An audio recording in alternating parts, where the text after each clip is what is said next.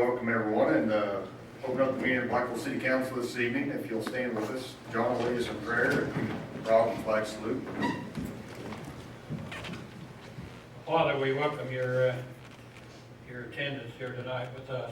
We'd ask, Father, that you might give us wisdom and guidance as we conduct the affairs of this community. And Father, that you might watch over the city. Father, your word says that watching over the city without you in it, said those guards labor in vain. So we desire your presence here.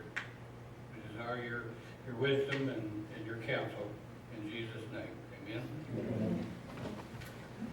amen. Pledge allegiance to the flag of the United States of America and to the republic for which it stands, one nation, under God, indivisible, with liberty and justice for all.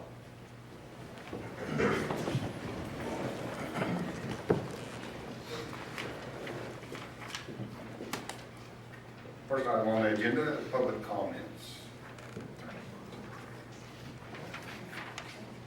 Yes, sir. Heather Shepherd is listed first. We have three.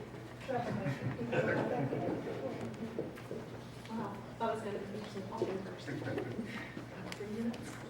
I don't know if it's just a comment or questions. I want to question or even inquire about the housing development that is being considered on Russell Street. I have concerns. I did not write a letter. I'm better at just voicing my opinion. My concern is that this builder may not get it rented. What's going to happen then? Will it go to Section 8? Because I know any good businessman is going to find a way to recoup some money, whether or not he has to write some of it off and just, instead of getting the $1,000 he desires, maybe get $800 through Section 8 and then just write the rest off. That's a concern to me. I didn't purchase the house that I have now to live by Section 8 housing.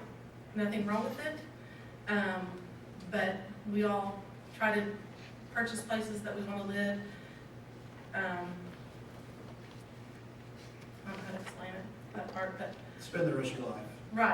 right, and I didn't want to live on a street that was the renter's row.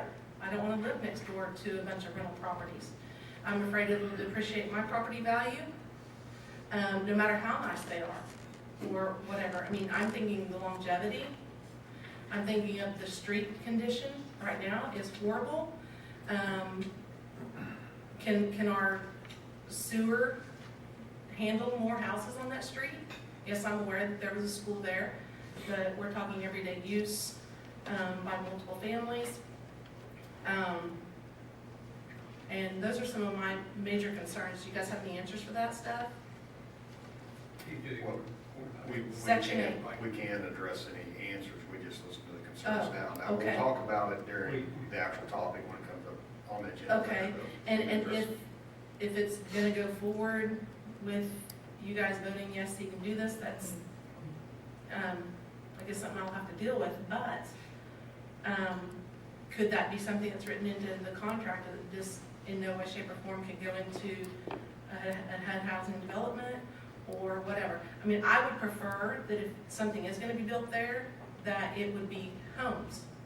I mean, that would help the property value that's already established there versus living in duplexes or whatever rentals. And I also am very concerned that the amount of rent that's going to be desired from this person, can our community handle that? I mean, I see all the time on Facebook and stuff looking for homes for rent, and most people can't afford $1,000 or $1,200 a month in this community. I know I can't. And I think that's a lot of money. And I just don't foresee Blackwell being able to recruit the kind of people that they want to live there in those homes. And that's my concern going into Section 8. So that's all I have to say about that. Thank you. Thank you. Thank you. Thank you. Second, I have Kenny Jackson. Kenny, step up. Hi, I'm coming to address the same thing on Greenwich Avenue. I went around on my road, I went around on Russell Road, and just about every person that I talked to is not happy and not wanting this to go through. I went up to each and every one of them, asked them what they thought, and every one of them said that their kids play there. They would like to be having a playground there, if possible.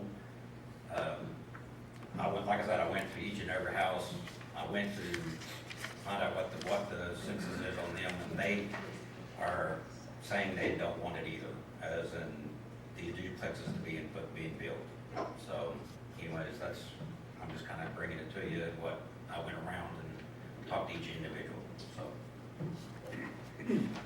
Okay, thank you, Ken. Thank you. Any other public comments? Yes, Denise Hyman.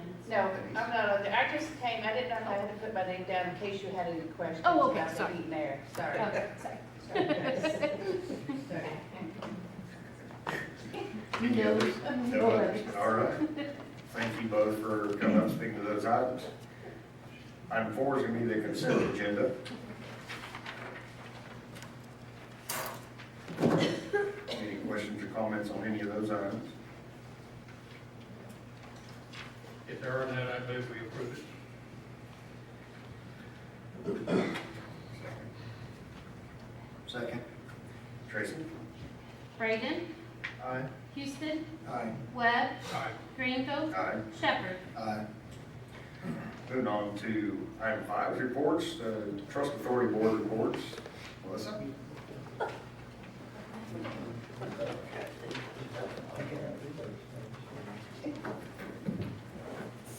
Okay, I'm going to update you on the progress at the museum. First, we have contacted Mock Flooring and taken estimates and gone out, and we have decided to order some carpet for the schoolroom, as well as the military room and flooring for the bathroom. So in order to prepare for that, we have been doing inventory in the archive room, the community room, as well as the tornado room, and also the schoolroom, and then we'll do the train room. But right now, we're concentrating on these other 3 because I'm hoping that we can have a brand new look on that one side before homecoming. So, and we've had a lot of people dragging their feet. So we've painted the schoolroom, painted some shelves to kind of remodel that room. And also, we're gonna update our outdoor patio. We're working on that in order to honor Rich Johnson and Lee Reeves. And so we've painted 14 barn quilts, and Tyler Rao is going to make us a little holder for the barn quilts and do some of his artwork. So a little local guy will have his artwork outside, and we're also going to do like a cigarette extinguisher. So for those of us that have tempted, but anyway, because it really looks tacky with the little pots that they put their cigarettes in. And so we've also updated some cameras because my board thinks that I can watch the cameras and make the people clean up their mess. So we'll see how that happens. We also are going to host a fundraiser, baked potato fundraiser, to help with the youth pageant. And then in early July, they will paint and fix the ceiling in the fire and police room because we do have new flooring in there. So does anybody have any questions, comments, or anything they'd like to see happen at the museum? I have a comment, Mayor, if I may. Oh, good. The Army birthday post that was put up, your museum, the museum received a tremendous amount of compliments. Have you read that? Mm-hmm. And Yes. I just want to say thank you for all you do there at that museum. It's absolutely amazing, and the public and the citizens of Blackwell really appreciate it. Thank you. Thank you. And we're waiting also to add some things from your military career. We would love to have that. So, thank you. Thank you, Melissa. Thank you. Going further down the list, anyone here for the golf course, industrial authority or economic authority, lake authority, tourism board, or the airport? All right. Didn't see anybody, just want to make sure real quick. All right, moving on to finance report. Russ? Since apparently nobody else wanted to come tonight and talk to you, that means I get all of their time to talk about whatever I want. Is that how That's it usually right. works, Mayor? That's right. All right, perfect, just what I wanted to do. It's good to kind of talk just for a second. We do have budget amendments coming up, so you will see those coming through a little bit later on the agenda. Everything that's in the budget amendments are actually specific items that you guys have already acted on throughout the year, those kind of things. We just need to kind of clean that up, get those pieces in place and look at what's there. In doing so, we always want to kind of take a step back and look at the overall picture of the city. We're in June, I've got this month left. Matter of fact, I already know what our sales tax is for June. We talked a little bit about where we should wrap up and how those things are going to go. As you're looking at these financials, we would expect to be at about 92% of our budget. You'll see that pretty much all of the departments are within that as far as the general fund goes. And inside the utility piece, we are over a little bit. The reason we're over in the utility pieces is really because of wholesale cost of electric. You'll see that. And because of the water projects and the debt service, the new debt service we brought on the water that we had to fund this year. It wasn't in there, we took care of it originally. Outside of those two things, really guys, all of the operating expenses are under budget for an operating item, which is very good. The department heads are being cognizant. They're trying to keep our costs down.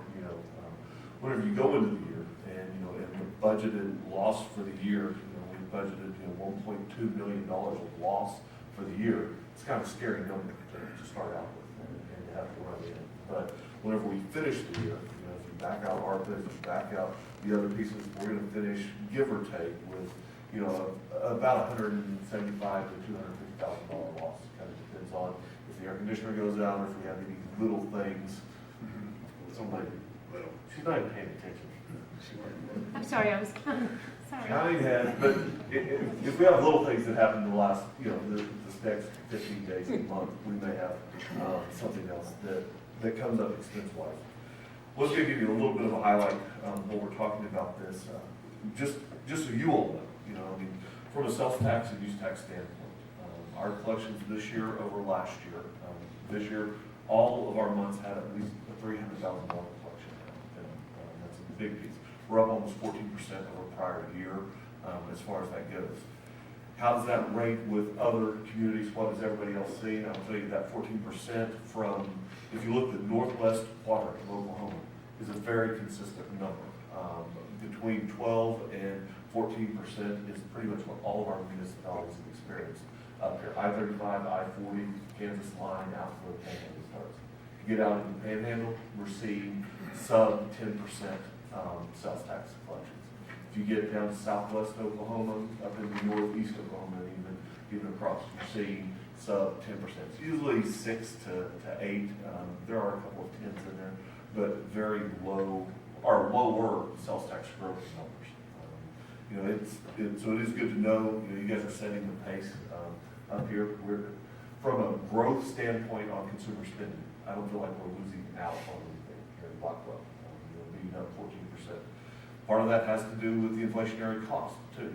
As the cost of goods go up and as the cost of things goes through the roof, our sales tax collections should mirror a trend. Now I'm going to say that to say that as we get into the recessionary number, we may see lower collections during those months because as the price of goods goes down, as the consumer dollar available for spending continues to go down, we should see a decrease in part of that piece. So depends on where we set and what goes on, we will do it.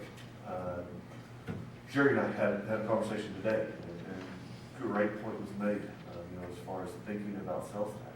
With the price of gas going up and with those things continuing to go higher and higher, how much are you really saving driving out of town to go get your goods versus how much can you buy here and buy it local? Or even better, if you can't do that, instead of driving, wait an extra day or 2 days and have it shipped here.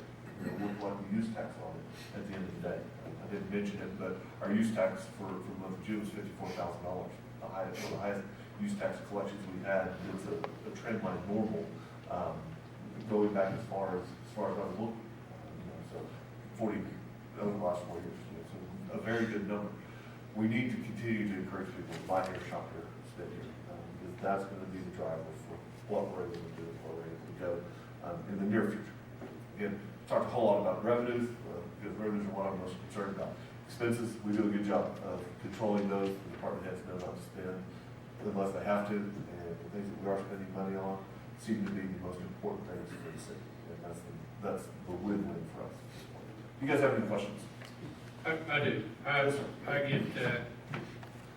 get comments coming to me, and I wonder if you could put in perspective, our sales taxes is increased.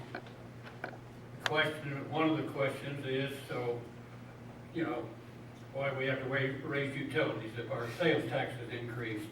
If we're selling more electricity to the growers and all that, why are we having to raise? Could you kind of help put that in perspective? Yeah, let's talk about that. Just from, we'll talk on a macro level, and if we need to, we can talk on a micro or directly to the pieces. Number one, on the sales tax piece. We collect 5 cents of sales tax. That 5 cents of sales tax by itself does not end up in the city coffers available for spending in general government. Okay? We have the restrictions on the sales tax, whereby we really only have 2 pennies of the sales tax that are available for operations. Okay? So right off the top, whenever you start talking about those pieces and you start looking at it, that is a significant number. Our sales tax by itself is expected to generate about $1.6 million this year. Okay? Our police expenditures by themselves, $1.7 million. Okay, and I'm not picking on the police. Sorry, but I've got the financials on. If you scroll up one screen, I'm just grabbing the first down one screen. I'm sorry, I gave up sending you the wrong place. And it's not that I don't like the police, but you look here and, you know, year to date in March, we've got $1.7 million spent. In order to maintain our general government operations and just maintain what we're doing, we have to transfer over from our utility authority about $2.9, almost $3 million a year in net income, just to get that into the general fund, to pay our operating expenses. I mean, we don't want to do without any one single service that's out there. I mean, I can't think of anybody today that would say, let's cut part of the police, let's cut part of the fire, let's cut part of the parks, let's cut. We love the level of service at which we provide things, you know, and so that becomes step number one. Step number two is then whenever you look at the utility revenues and whenever you look at what is generated and how those pieces come out, our utility revenues are so dependent upon the weather. Whenever we have hot, dry summers, our utility revenues spike. Go back 2 years and let's look at what happened whenever we had a wet, cooler summer. Now, everybody's looking at me today going, guys, it's June and it's 105 degrees already outside. You know, you can't tell me that. But none of that's guaranteed as far as that piece goes. So what we have to do is we pull those numbers back and we look at a historical number on where those pieces really are. And we know what that margin is that we're going to collect. You know? And if we end up cool and dry, here's the problem. We end up cool and wet, we could easily have $500,000 less in revenue than what we budgeted. Meaning, we lose $500,000 without a flaw. Now, same thing, we have hot and dry, we could easily have an extra $500,000 that comes in as net revenue. The problem is, when we start the year, we don't know what that number is. So we go back to historical numbers, we go back to historical trend piece, and look at where that lies. And from that, then we try to say, hey, based on what we know, we've got these expenses, we know this is going to be our revenue level. And we give you all what that net piece is at the end of the day. As we talk, you know, the other thing that we always try to do and try to maintain is that gross profit margin inside our utilities. The reason for the big sewer increase this year and the reason for that drastic change is because we literally have been paying, as I like to say, paying people to flush their toilets. It'd be better off if you didn't flush your toilet because we wouldn't have that now. I'd say that having jest, but that's really the piece. It's a lost leader. The more water that goes through, yes, we're going to make marginally more money as it comes out. But we have so much fixed expense in there that we can't continue to let that piece operate the way it is. You take a step back. I ran the numbers today. As a matter of fact, I provided it, Jerry. Tracy and I were sitting around the table talking about. Price of gas last year averaged about $2.11. Same price of gas this year, today, $5.09 at the pump when I filled up to come up here. The net increase in cost, and I was running this out just so we kind of have a margin. Net increase in cost to the city of Blackwell could be over $45,000 next year, just based on what we spend in gas. How about electric work? I mean, I'm not gonna say we're cutting out electric. Where'd he go? I'm right here. There he is. I'm gonna pick on the only guys that are here, is what I'm gonna do. I can't pick on internet next. Maybe Jimbo and Halsey. Anybody else want me to pick on? I mean, I want this all inclusive tonight. I don't want somebody to feel left out whenever I talk about this. Copper wire, just general lengths of copper wire. We're spending 54 cents linear foot a year and a half ago. Today, it costs $1.36 to $1.38. You put that into play, into what we would use in normal maintenance around here. An extra $125,000 to $130,000 if we just did the same level of maintenance this year that we did last year. Those are the numbers that, now, are we gonna go spend that extra? No, probably not, because we're gonna repair what we have to repair, we're gonna do what we have to do, but we're not gonna be able to do all of those things that we were able to do in the past, if we keep all the numbers just the same. If we just, we did the 4%, but if we went down through the line items and broke out and just used the CPI piece, the Consumer Price Index piece for what our cost side is, keep our margins, keep the profit margin the same. Because some of these items, especially like in electric by itself, we see it on the transformers, we see it on all those pieces. 14, 17, 18% increase on the wire that I just gave you. You've got a 220% increase in cost. Now, that's not across the board. We're not going to see that on everything, but there are key pieces to our operations that we have to fund, and there's key things that we have to do. And at the end of the day, if we don't have the money to do it, that's where we end up in trouble. If you would scroll up page numbers, there we go. Up a couple of cash sheet. Right there. Up on the bottom numbers there. If you look. So the third column over is the general fund cash versus first column being the total cash changes. It's not really where I want your attention. I want you to look at the second column. Where beginning cash beginning of the year, $5.3 million. We ended last month with $5.8 million. So our DNA, we had in the utility side an extra $930,000. But look at what we've lost in the column next to it. We ended this year cash-wise down $500,000 in our operating pieces in May.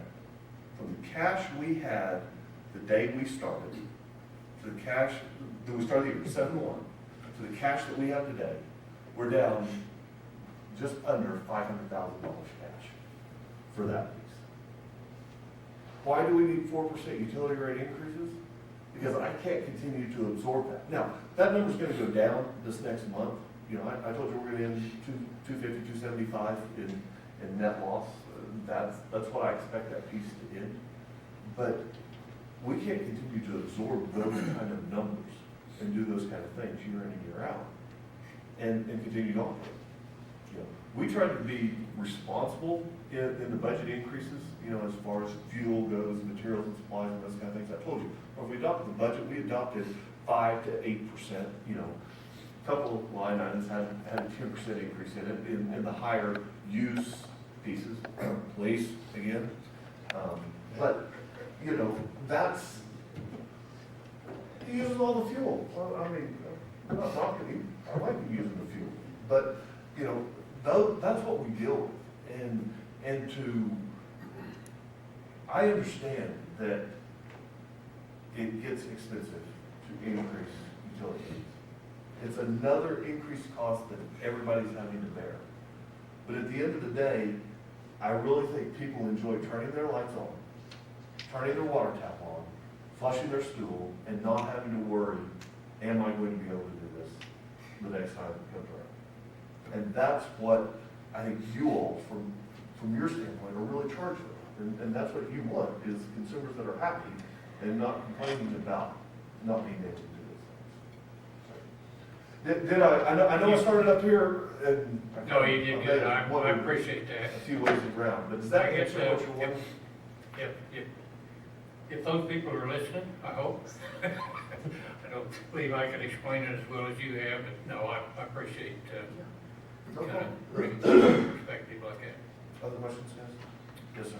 Could you give the mayor and the council an update on our audit, please? The audit, yes, I will address that real quickly. Matter of fact, Mac Loftus and I got together today. On the audit, we were waiting on one piece. We're waiting on the hospital audit to get finished. The financials for the city have been done since February, everything ready to go. We could not get the hospital piece taken care of. Matter of fact, they ended up having to grab a new auditor. The new auditor has been engaged. I've been back and forth with Kurt, trying to figure out what the holdup is, where we are. This afternoon, I went down, sat down with Mike, we made a handful of entries, got everything in line. I've communicated back with Kurt, the auditor, and he knows that those numbers should be coming his way tonight or tomorrow. Our game plan was for the hospital audit to hopefully be finished by the 4th of July. And our auditor for the city is actually gone the first 2 weeks of July. She said she needs about 2 weeks when she gets it, so hopefully by August we will have that taken care of and in your hands. I just want you to know from that standpoint, the only thing we've been waiting on, the only reason this is delayed was because of the hospital audit. It has to be blended. There's a handful of options for audit opinions, and the bottom line, we want an unmodified opinion. That unmodified means it's good, okay? A disclaimer of opinion or an adverse opinion, we could probably take a disclaimer of opinion level, especially if the disclaimer was just because we didn't include the hospital as a blended unit. But Ann said that she just didn't think she could get to a disclaimer, so we're gonna end up with an adverse opinion. Well, you get an adverse opinion because we didn't include the hospital in our financials. The hospital doesn't affect your all's decision in one way, shape, or form of what you do. Okay, I mean, at the end of the day, you guys could care less what that hospital authority has, other than once it closes down, any net residual assets come back to the city. But from a GASB standpoint, we have to do a consolidation. We have to bring those into our numbers, and we have to show this whole thing to give a grand overall picture of the city of Blackwell. All right, that's what our holdup's been. Is those numbers are so sizable that they would create a material difference in our financials. We don't use them, we don't have anything to do with them, we're not going to do it, but they are so big that they have a material difference in our financials. So we can't get an opinion that I would accept, until we get those ones. So as soon as that gets done, I'm hoping for the August meeting, we will have that. Meredith and I were talking today, about making sure we get auditors lined up in more timely fashion. The way the situation works right now, there is no hospital operations that really should require a special auditor to do the hospital authority anymore, because all it is a holding entity for the real estate, along with the BHTA holding entity, which is holding the new market tax credits and the debt. So all of that really, going forward in the future, should be wrapped up and should be dropped into our audit. And I hope that we get one auditor that will audit all of these consolidated entities next year. Thank you. Anything else? I may have gone over my minute and a half. You did, a little Sorry. bit. Being no further more discussion on the financial report, move on to business item. First item by name, receive recommendation from the planning board and commission concerning an application filed by Jared Newman, trust manager for Blackwell Facility Authority, to rezone the following described real property: Block 1, lots 6 through 11, in the south half of Lot 5, and the west 40-foot of Lot 5. Vintage addition to the city of Blackwell, K County, state of Oklahoma, and when and if replatted pursuant to the current filed application for a replat, to be known as lots 1 through 16, Patriot Square addition to the city of Blackwell, K County, state of Oklahoma, and with a street address for approximate location in the city, 304 Vintage Street, Blackwell, Oklahoma, 74631. From its current zoning classification of RS, Single Family Residential District, to RD, Duplex Residential District.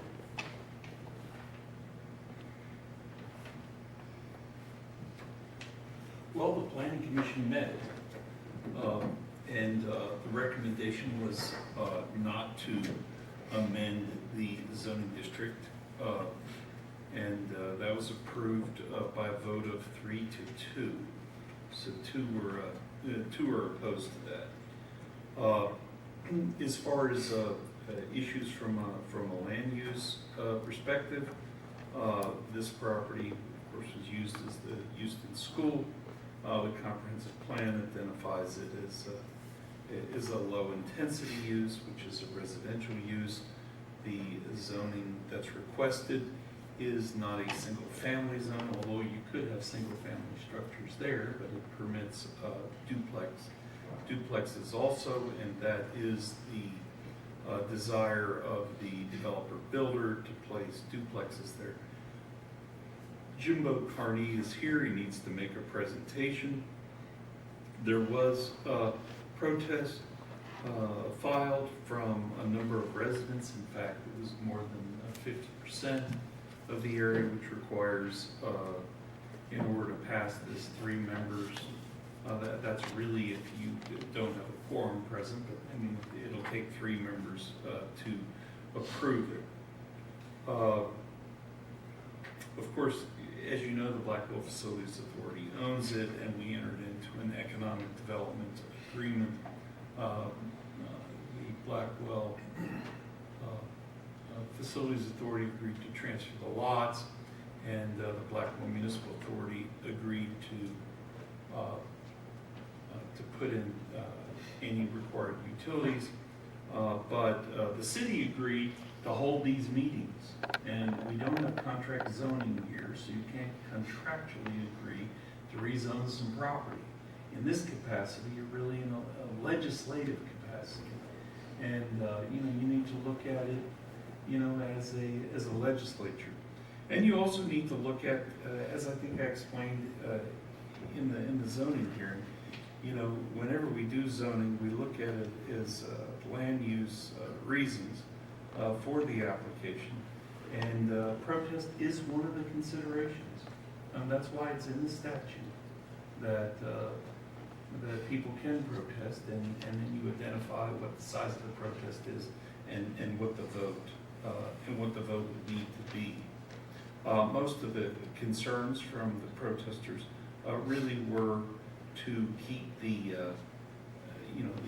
property as it is, although I'll tell you, in the explanations that were given by a number of people and even people here, it's really an objection to having housing which would be manned by, lived in by renters, and then fears about the care of the structure and care of the yards. There were a few questions about if they build it out, the number of structures that would be there, number of cars that would be there, number of peoples that would be there. Of course, that was a school over there with, probably considerably more activity, but those are all issues that you need to you consider in doing this. This is really a time for anybody that wants to, address this. If you, Mr. Mayor, if you want to, allow that. I would say that's what it is. We do have Jimbo here. Please, if you would, come forward and address this zoning, and I think you can get right into the, if it occurred, what these structures would be like, what would their costs be, just anything about it. This is a smaller version, and this is the big version.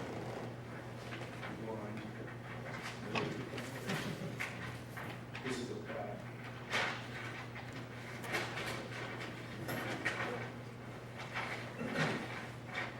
Good evening. Hello. So, my name is Jimbo Carnley with Freedom Homes. Stood before you a few months ago, I think it's back in November, on the Doolin project. Coming together pretty well. We've built 6 homes in Blackwell in the last 6 months. 5 of which have been sold, 1 is still for sale. So we've got to know Blackwell, got to know Jerry and Bryce, already have to know Bryce, but we like working in Blackwell. And I'm not saying this because I'm sitting here right today. I use this comment in many other towns that we're in. We're approximately in about 12 different communities. If you could take this city manager right here in Clinton, in all these small rural communities, these things would do so much better, and the progress would be so much better. If you can call this man on the phone, if he doesn't answer immediately, he's calling you back in 30 minutes or an hour, and he has answers for you. So I commend him on the progress that you guys get from him in this community. And I think there's a lot of good things that's coming in Blackwell. People say that, and they say, oh, we got things coming in Blackwell. Well, do you? In small towns?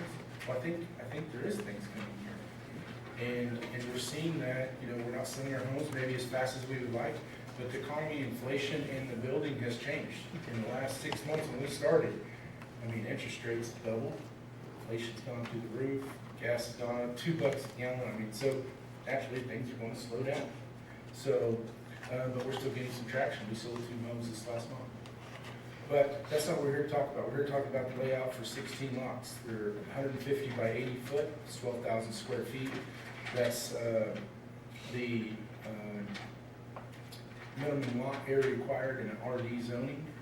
So we are still meeting the minimum lot, which is actually the RD requires 10,000 square feet, we're 12,000, so we're a little bit bigger.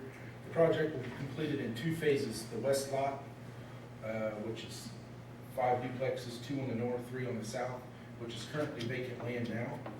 And then the remaining 11 lots would be to the east, which is where the current school and structure is today, which, from a timeline standpoint, we don't know how long that's going to be. It could be in 1 year. Realistically, that'd be the soonest it would probably happen. Time you get grants and do demo. And it could be 5 years or 6 years. We don't know what that is. So to say we're going to go in there and put 16 duplexes in there day one is not realistic. It's not going to happen. We're talking 5. It's 2 on the north, 3 on the south. Water will be accessed from the existing water lines running along Russell. So there's already current utilities in there, capacity. It's been vetted by a engineer, development engineer. It's been signed and stamped for a preliminary plat. I believe we've already turned in plans. No, we haven't turned in anything for DEQ to make sure it was approved, if it can handle it. We ran the test and it can handle the structure. The sewer line is running through the back of the lots. It's got a 20-foot utility easement. There's a current sewer line that goes for these first 5 structures. There's a manhole that stops on the eastern part of the duplex, the last eastern duplex. So really, from a utility standpoint, there's not anything that needs to be put in.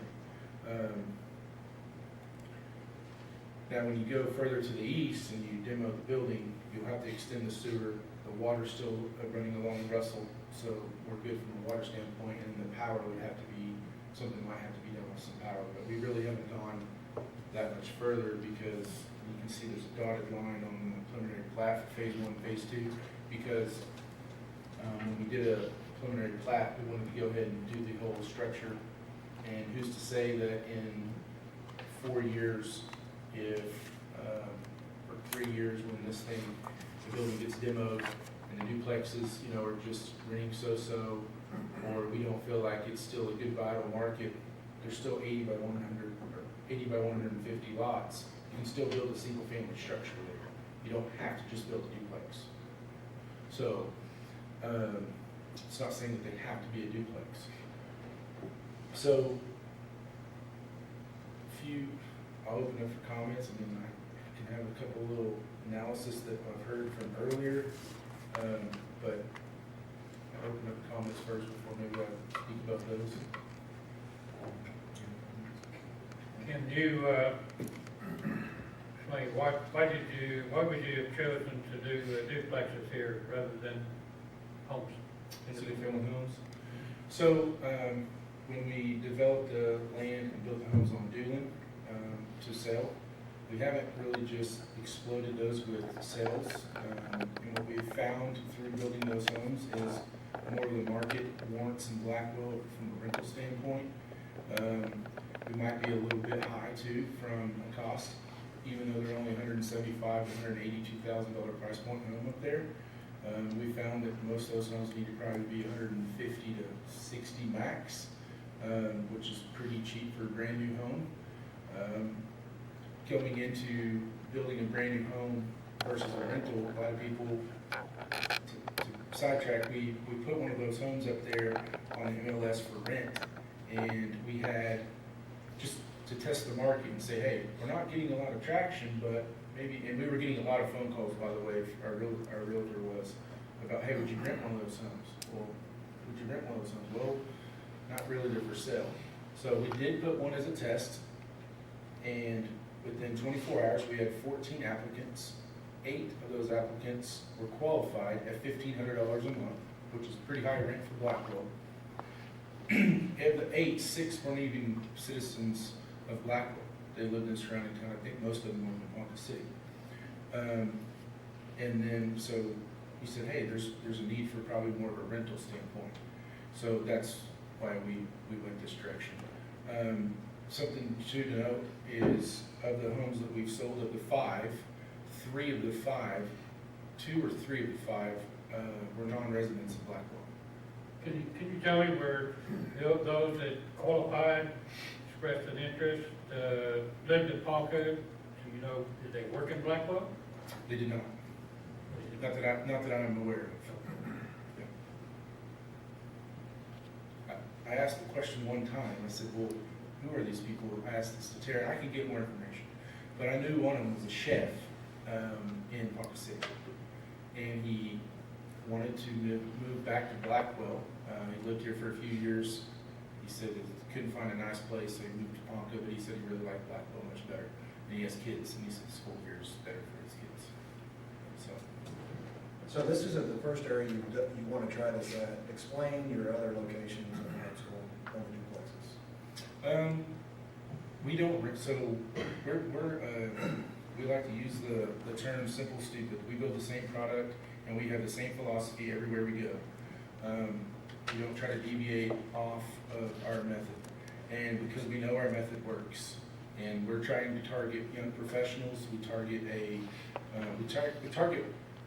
a wide range of people, but what we've seen and find in most of our rentals are either young professionals or somebody that's not married yet, or they just got married and they're teaming up with somebody, you know, like me and him are roommates, we're friends, and we're just gonna rent the house because we both have good jobs.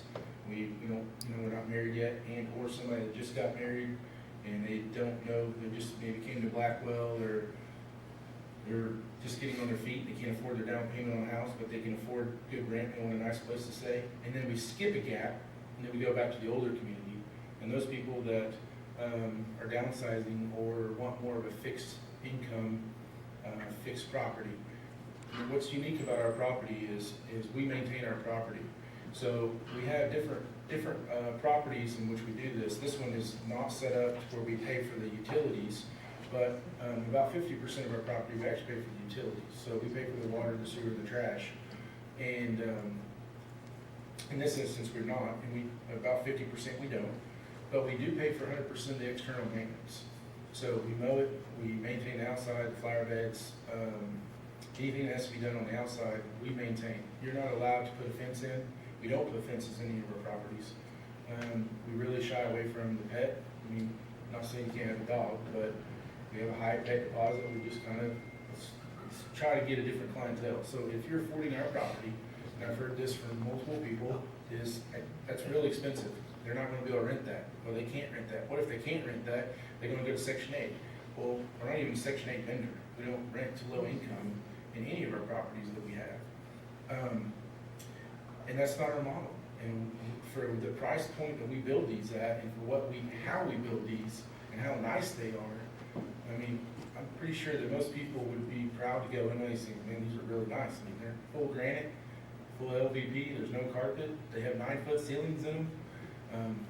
Big open living, they're 1,250 square foot on per side, so they're big. An average home in Blackwell is only about 1,100 square feet, single family development. So these are bigger than a lot of single family developments in the city of Blackwell. And then 1-car garage. So I think if you look at the rent rolls and the rent people that we're going to get here, they are a little bit different clientele. They're not your a lower income. When you were developing, like how many lots there would be, how did you what determined that? Because I'm looking at, from what I can tell is the lots like across the street look like, from what I can measure, like on Google Earth, I think they're 100-foot lots. I mean, how did you come up with putting that many units in there, just based on the minimum? Our duplexes are 70 feet wide. Right. So But how, you talk about these lots, 80 by 150. right, but as far as, but across the street, they're 100-foot lots. And I think that's what it looks like. I'm just wondering what, instead of, could you do 100-foot lots? It might reduce a couple duplexes. Does it make it not, I mean, I didn't know, like, how did you come up with, okay, we want to build this many? I mean, is it not cost effective if you No, not at fill all. them out? No, it doesn't. There's just some concerns I've heard of how it's gonna look, how it's gonna fit the neighborhood, and things like that. And that was just something that I noticed, that some of the lots on like north side of Russell, from when I haven't pulled the plat, but looking at them, I think, and using Google Earth to measure, it looks like they may be 100-foot lots. I'm not sure. I have to confirm. You can take, if you go down to 100-foot lots, you're gonna lose a lot on either. You're losing about a half a lot. So you're gonna get down to 14 lots instead of 16 lots. I mean, it's But not really. it may just, It's not a big deal, and I wrote this on my notes, and because 16 lots, it's a lot, it's 8 on either side. And I think this is good, I mean, and I'm open to this, is we could leave the park in the middle. You could take out 2 lots in the middle, and we can move the park over, and we can leave it, and it'd be 300 by 80. That's a big park, right in the middle of the city street. So, I mean, maybe that's something we can look at and add. And you don't need to change the plat for it, you just don't develop 2 lots. We just leave those 2 without lots for a park, just a thought. So, how we got the 80-foot lots, Steve? I just didn't know if it was based on a return on investment, or it was based on, okay, RD allows for 80 by what, a minimum. I know he was doing a minimum of 10,000 square feet is what the RD is zoning. These are 12,000, so they're a couple thousand larger. But I think he was basically saying, how's it lay out the best, and what's, from the aesthetic standpoint, what But looks the aesthetically, best. it might, for the rest of the neighborhood, be more conforming, even though there'll be a duplex and not a single family home. It may just be able to space them out a little bit more and not, they're just. So you addressed the possibility of leaving playground area there. That addresses one of the concerns that, and I've only heard 2 so far, so, there may well be others. But the other one you heard was, so what if things don't go well, I know your intention isn't to see it turn into a Section 8, but what guarantees? I mean, you could put it in writing, there's the covenants in place. I mean, we'll put our money where our mouth is, and Bryce can tell you we've done multiple developments under his direction, and we say we're gonna do, and we say we're gonna Add do. that to the covenant list? So why not? I mean, Add that to the covenant, so it's not a big deal to us because we don't do it. So to add something that we're not concerned about, it's not a big deal, right? So It's if just you're not, words on the paper. hey, right, if you're not concerned about going to Section 8, you're not gonna do it, put your money where your mouth is, and we'll say, hey, put in the covenants, we're not gonna go to Section 8, we can't take those there. We're 100% okay with that. because it is not in our model to do that. A section 8 up here, or I haven't looked in Blackwell, I'm gonna look in more Stillwater area, which is probably quite a bit higher than Blackwell. The most section 8's getting for this is $800 a month. You can't build a brand new duplex for what we spend and rent it for $800 a month of cash flow. You will go in the hole. So it's not, that's why it's not in our model to do that. You can't do it. And we're not in the business to do rent for free. So that could address that concern. Yes, sir. That could be in writing. These would not be no time would they turn into a section 8. It's another covenant thing, somebody has to enforce it. I mean, it's not a code that the city's gonna enforce, it's a covenant that some individual's gonna have to enforce. So I guess my debate would be on a covenant that we enforce and, you know, do we mow it, or what's our rental tenant look like, and who are we renting to? My comment would be is, what are we gonna do to enforce people across from my property? Because I know what I'm gonna do on my property. So when people are across the street or bringing me down on rent, and those single family homes have got cars parked in the road, and boats and RVs and broke down stuff on jacks stuff, I promise you, we're gonna be calling the city for their covenants and saying, hey, let's clean this mess up, because I know what our clientele is. And our clientele is catering to the 40 people that Grand Lake's bringing in, the hospital that they're renovating, and we're gonna get traveling nurses and doctors. Prime example, I have some in Cushing right now. I have a handful of duplexes in Cushing. They're rented to PAs and nurses, and a couple of them are sharing. And all of them live in Oklahoma City. They work 3 days a week in Cushing. They stay there 2 nights a week in our property. Couldn't find anything nice, and they rent that. And they make so much money traveling and going to Cushing, but they can't make that drive every day. So they rent from us. It's a great thing. I think you're going to find that in Blackwell, and you're going to say, hey, a doctor or a PA or somebody that's coming up to your hospital, they need some place to live. They don't have to worry about maintenance. Show up, pay a bill, and what's going on the road.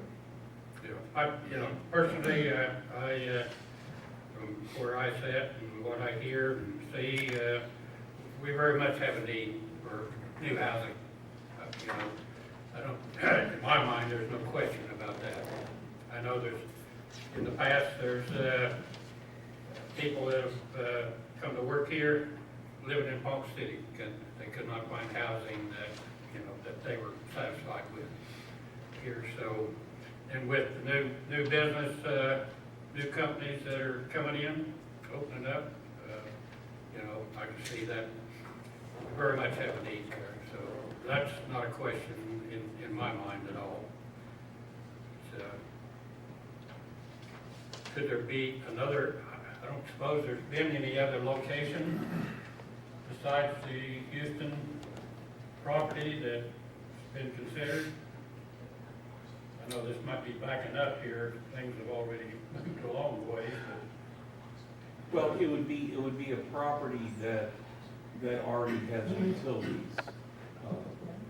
Place, I mean, it's all dependent on cost and what we're willing to put in. I don't know that there's, and I'm sure that Jerry could speak to a property that the city owns that wouldn't require undue expense to put in sewer and water, and that no street is required because it's narrow enough that you just pull out to the street. But those are some characteristics in a residentially zoned neighborhood. Those are some characteristics. Somebody mentioned, the property that we got from Urban,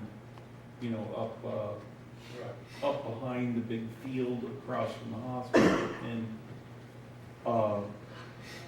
and we have driven that. We have looked at that. That has its own issues. There are no roads, to speak of, and there need to be that. We haven't looked at utilities that are there and what that sizing would be. We do own that property, but I mean, it's hard to find. It's hard to find a spot. We've also made offers for for property, tentative offers in order to encourage development. And those that have accepted it, we've placed a new fire station in.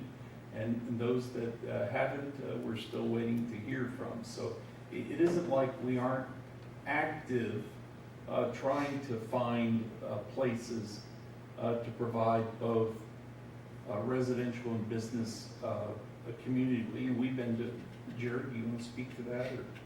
No, you've pretty much hit the nail on the Yeah, head. I mean, Councilman Husted brought up some valid points on the property to the west of the hospital. You want to touch on those? What you brought That up? was just a quick estimate, about Sure. 1.5 million to move in with curb and gutter and just the necessary roads that need. That's not including the engineer fees for designing the sewer systems and drainage. I mean, we eventually, and we've talked about this a lot, we do want to build out there. We're just not financially there yet. We still got to make some homes for the businesses we're trying to get here in the next couple of years. roads are the big expense, and sewer is big expense. I think I was at a meeting, water is, you want to put a 10-inch in is more than $100 a foot. I mean, it's all really, really expensive, and roads are very expensive. So if you can get a property where you can pull right out onto the road. Of course, we had some folks comment that the roads out there could certainly be better, and as could, a number of the roads. I would encourage the council to where you put development, and private partnership, private dollars go in, consider, public investment in those areas. That would be a place to look at at repaving a road. Always good to have the public investment with private investment, and that kind of thing does go a long way. But it's not that we aren't looking for properties, and we haven't even, and we haven't made tentative offers on properties. But those that have come back, we have presented to you.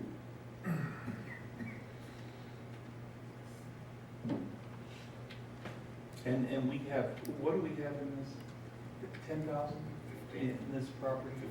15,000. Yeah, I mean, our price, and of course, we got to tear the school out, and there's the asbestos, and so, ultimately, it's going to be a lot. But that's not city money being spent on the asbestos remediation. No, So that's one of the things oh, we're no. waiting on.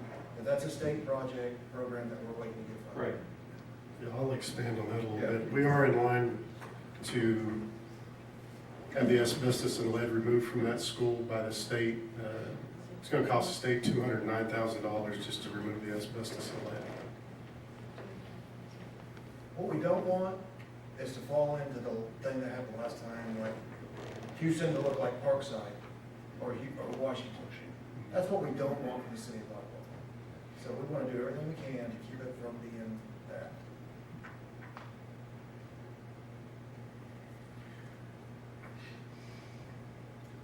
Well, let me ask a question. It seemed like in the past, I'd heard something about the street condition up here. You can address that? What's the street condition like out there? It's got a lot of patches. I live on that street. We average a water leak break around that neighborhood at least twice a year. Whether it's on Vintage, or whether it's on Russell, or whether it's on Southwest Boulevard. Usually around that corner, there's a water leak break all the Two in the time. last day.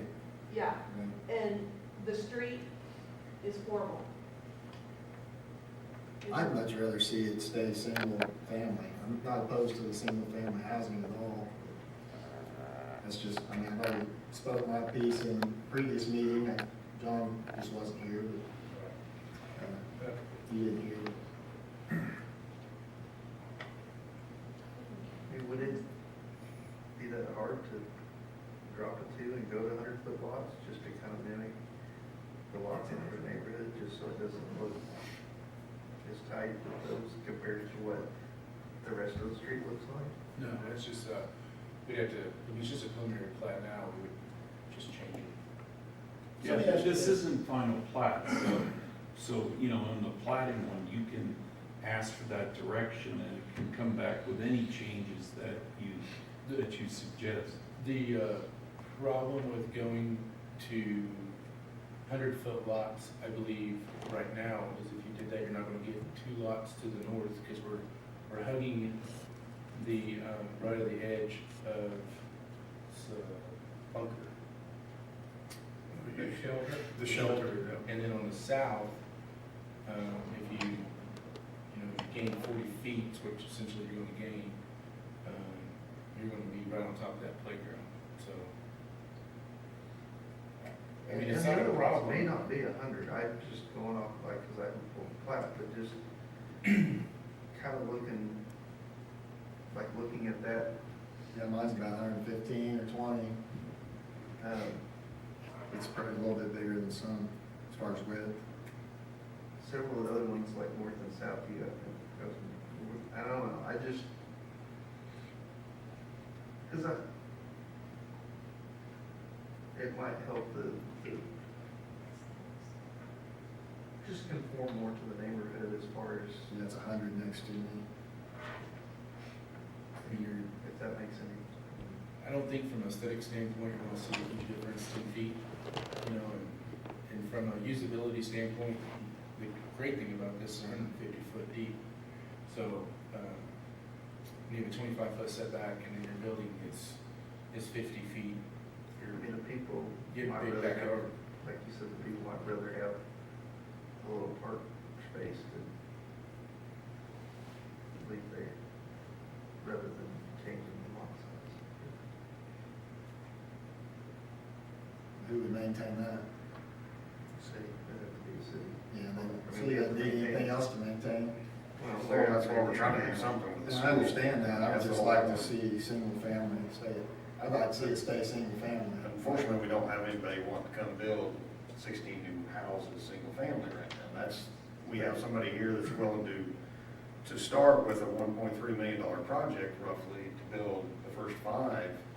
Overall, it's going to be over a $4 million investment that they're willing to put that money in with very little effort on our end, and we're getting rid of a dilapidated structure.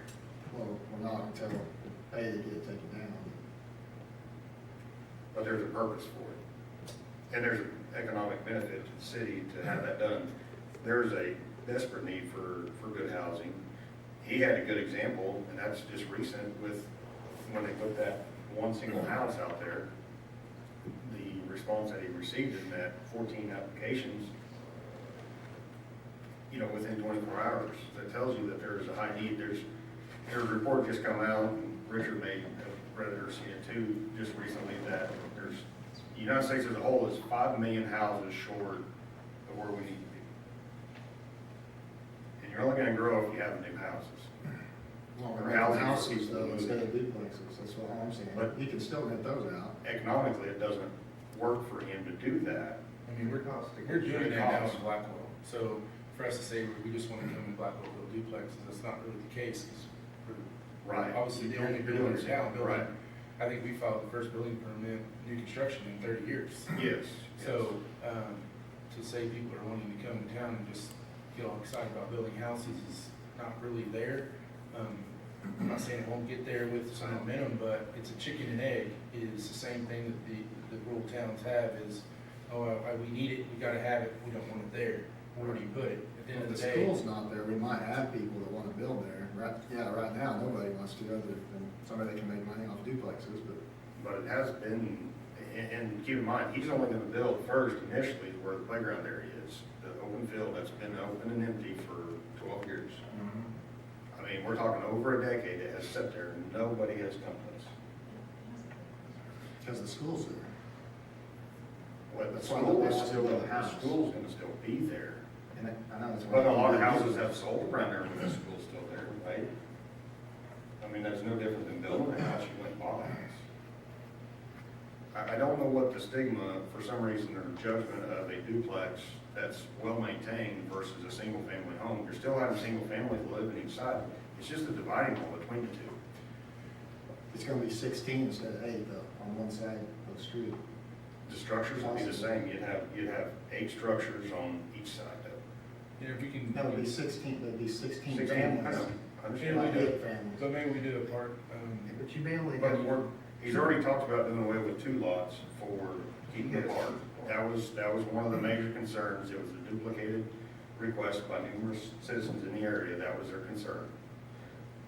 Then all the other items, he's already agreed to putting in the covenants of not turning into Section 8 housing, no If he housing. sells it, It still you don't stays know with- what's gonna I don't happen. even think. Well, what happens if somebody says, you sell your house to somebody and they? It's still a single family house that's But not nobody's maintained by utilized. somebody else.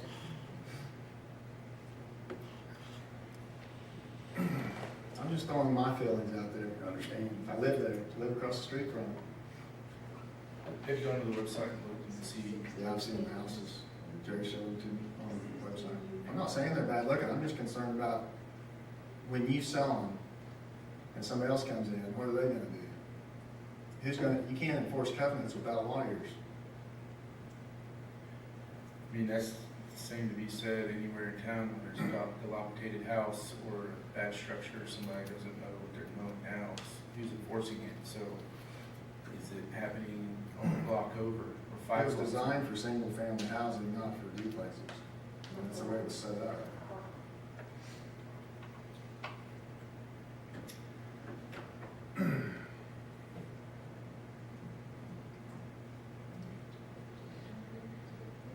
Any additions? Any other items that you want to discuss?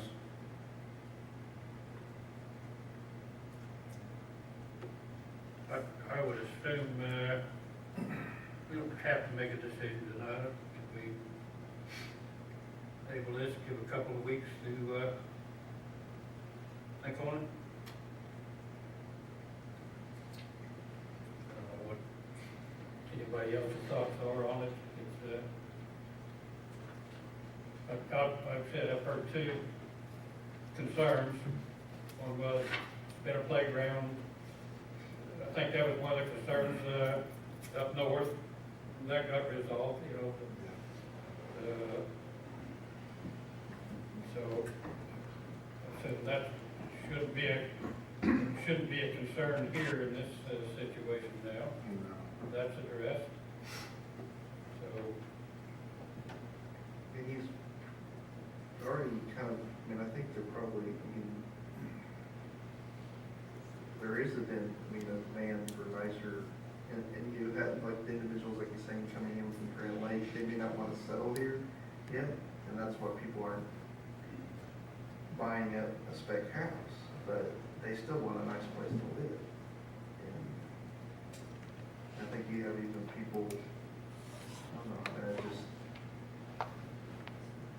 some of the other landlords in town that charge pretty good rent, they usually keep them high so that they get a better clientele and are able to keep their properties nice. So I mean, I think,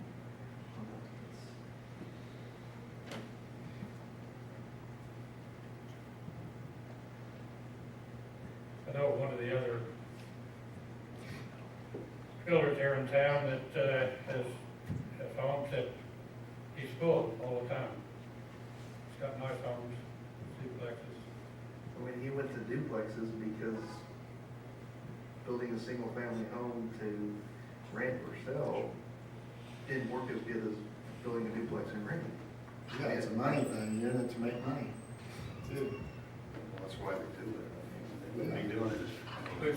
I ask you this as a Designed to be council. They do both, but they do both This sides. isn't the duplex area, this is the neighborhood. We don't Single have, family. we don't have a designated duplex area. Well, what was that zone out there where they didn't build them? They probably haven't been changed to duplex. It wasn't that way originally? No. Everything set up in the city of Blackwell is residential. Nothing changed. I ask this of the council to think about this. When you look at this, and this is not the first time we've had this debate, and I've sat right here talking about this, I do this quite often. You gotta think to yourself, for the betterment of the community, not just a personal opinion or an emotional attachment, which I think most people's comments are more emotional what they are instead of what is the best outcome for the community of what we're trying to do. And when you're sitting on that bench right there, so what are you guys doing as a public servant to help the community of Blackwell? And what are we doing to grow our community? And I say our community because we're invested here as well, so I consider it our community. As long as I have houses here and stuff, then I'm using local resources, which, by the way, was part of our agreement when we built single-family homes, was to bid out to local contractors, in which we awarded to a handful of local contractors and bought all of our lumber in the city of Blackwell, keep the sales tax here. So it helped the community out. We're all for that. But when you're doing these things and you're sitting back there, what are we doing to better the community? What do we need to do to better the community? Well, first and foremost, this is a study done by OSU, is the small towns are dying because nobody's really investing in the community. Well, the first thing is their housing. That's the first number one thing there is housing. Whether it's a rental, whether it's a remodel, a rehab, a demolition and go back vertical, and or a new development. But in the rural areas, nobody wants to do development. From a development standpoint, it doesn't make sense, and I hear what you're saying is we need single family homes. You do. We also need multifamily. We need housing, period. It doesn't matter really what it is. But at the end of the day, you're not getting people begging to come to rural communities to go vertical with housing. I've had multiple meetings in the last few months where these communities are begging for us to come to them and say, just come build something. Because at the end of the day, we're losing our people. Our schools decreasing. We can't get the teacher inflow. We can't get the better hospital people coming up here because there's nowhere for them to live. You can't get an industry out there that you guys, are wanting to bring jobs into, create jobs, because there's no place for them to live. They vet that, and they look in there and say, hey, what's your capacity? What's the housing capacity when I come in? So those are all things that's obligated to say, hey, what do we got to do to better our community? We need roofs. Where do we put them though? So that's the layer you're at right now. It doesn't make sense to put them there. Well, we're not seeking high density. I mean, we can go in there from a single family standpoint and rezone these to 50-foot lots from single family use and go build Cracker Jacks, junky houses that are 35-foot wide and $100,000 homes, and they're what we call a 30-year home, and that meets your single family requirement. That's not the quality in the clientele that you would like. I promise you in 10 years, you're gonna say, man, that was a bad decision. Or we can go ahead and put a multifamily there. It's not an apartment, it's not a quad, it's not a tri, it's not Section 8. It's a large duplex on a large lot is what we're putting on there. So let's just leave that as a thinking tool that we come across. Last thing, every one job, and I was told this by the president of the chamber, every one job brings 7 people into the community. So every time you get a new person in, it creates 7 new opportunities. So there's a lot of opportunity there just by bringing some stuff there. And hence that we have a little statistical data by selling 5 homes up there, which only a couple of them are from out of town.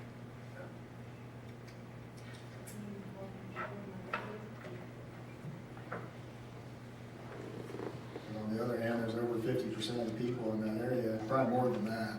I bet almost 100% of the people don't want duplexes right there. I know the reasoning was mainly for a playground, but I'm sure they would go for single-family housing. But I understand you could go in there and build trashy ones too. Somebody can. Our situation has been over the last number of years, we were not able to get somebody to come in. We have tried.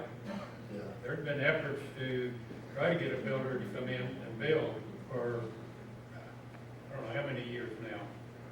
The property was purchased up there with the hopes that would happen, and it's sat empty, for some time. But we were looking before that, the idea that we need new housing. And there was one individual that expressed some interest, a builder coming in, and that never happened. We backed out. So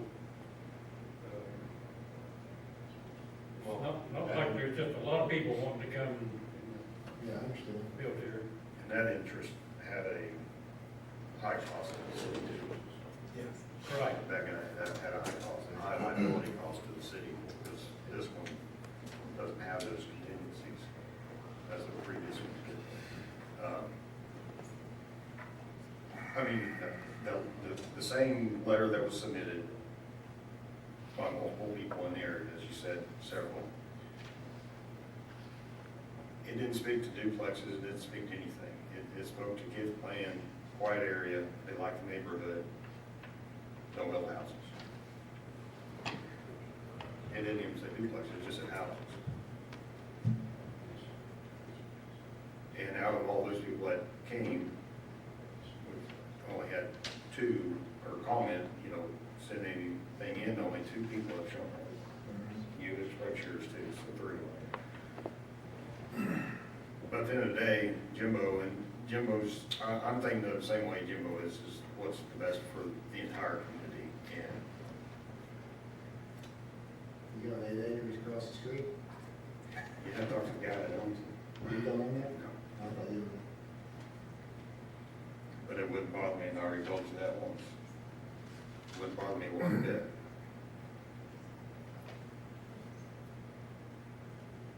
You know, if it wasn't the cost of the city to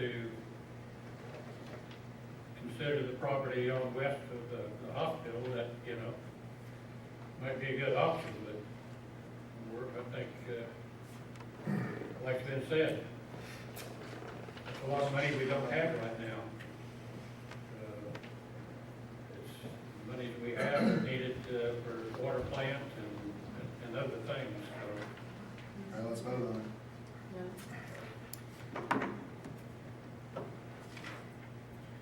Any other questions from Thank you, Jim. Thank you.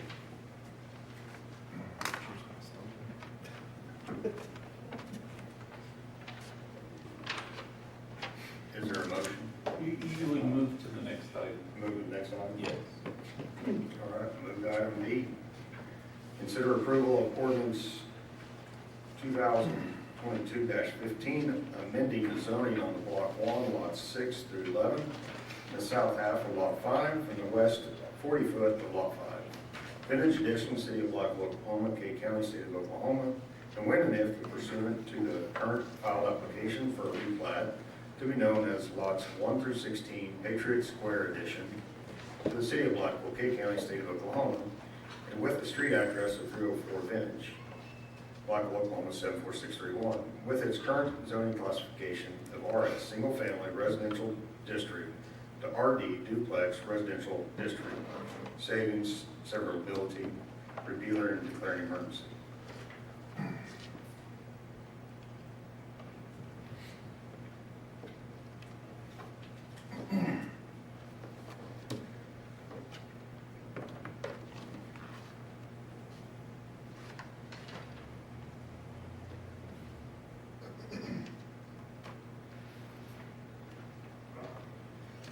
Any discussion on the motion on this item?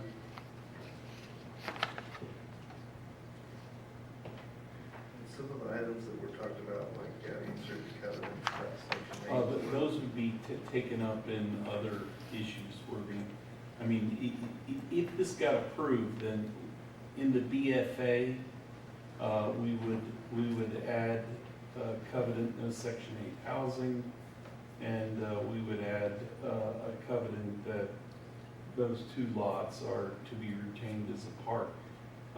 Quite frankly, they could be retained by the developer, and, you know, as a green space, and as the lots sell, that could be maintained by those group of homes. I lived on a townhouse on 2 lots, and we had to maintain the green space that was behind all of the townhouses. I mean, you can do it in that manner. Or it could be reserved as a park. At that point, we just wouldn't deed those over, and we'd keep that as a park for the neighborhood, and the city would mow that or do whatever maintenance it needs to do on it. But that would be taken up, if this passes, that would be taken up in the BFA covenant portion.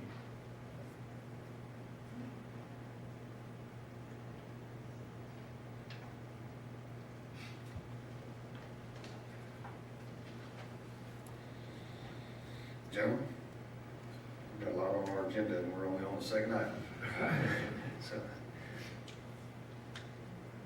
let's get to moving on if we're gonna do something. If not, table it, take action. What motion do we have?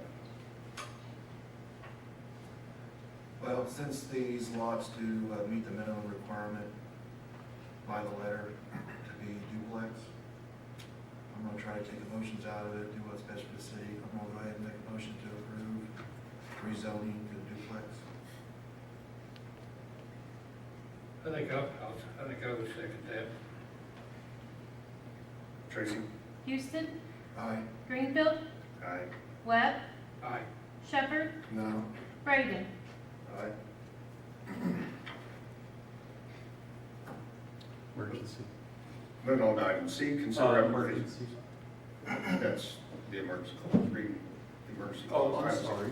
We put it We on actually have separate. it, I yeah, apologize. we did give it its own. Yes, okay. C, consider application of emergency clause to ordinance number 2022-15.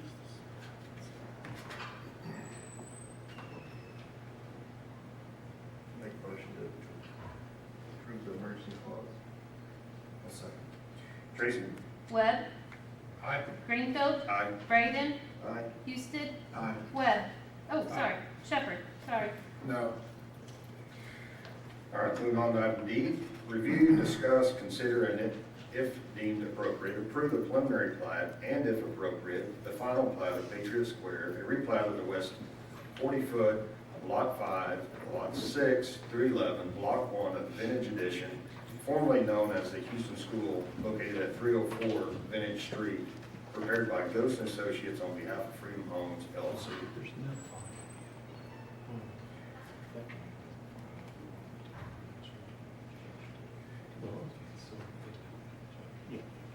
I was bringing up the question, you know, do we have a final, we have a preliminary.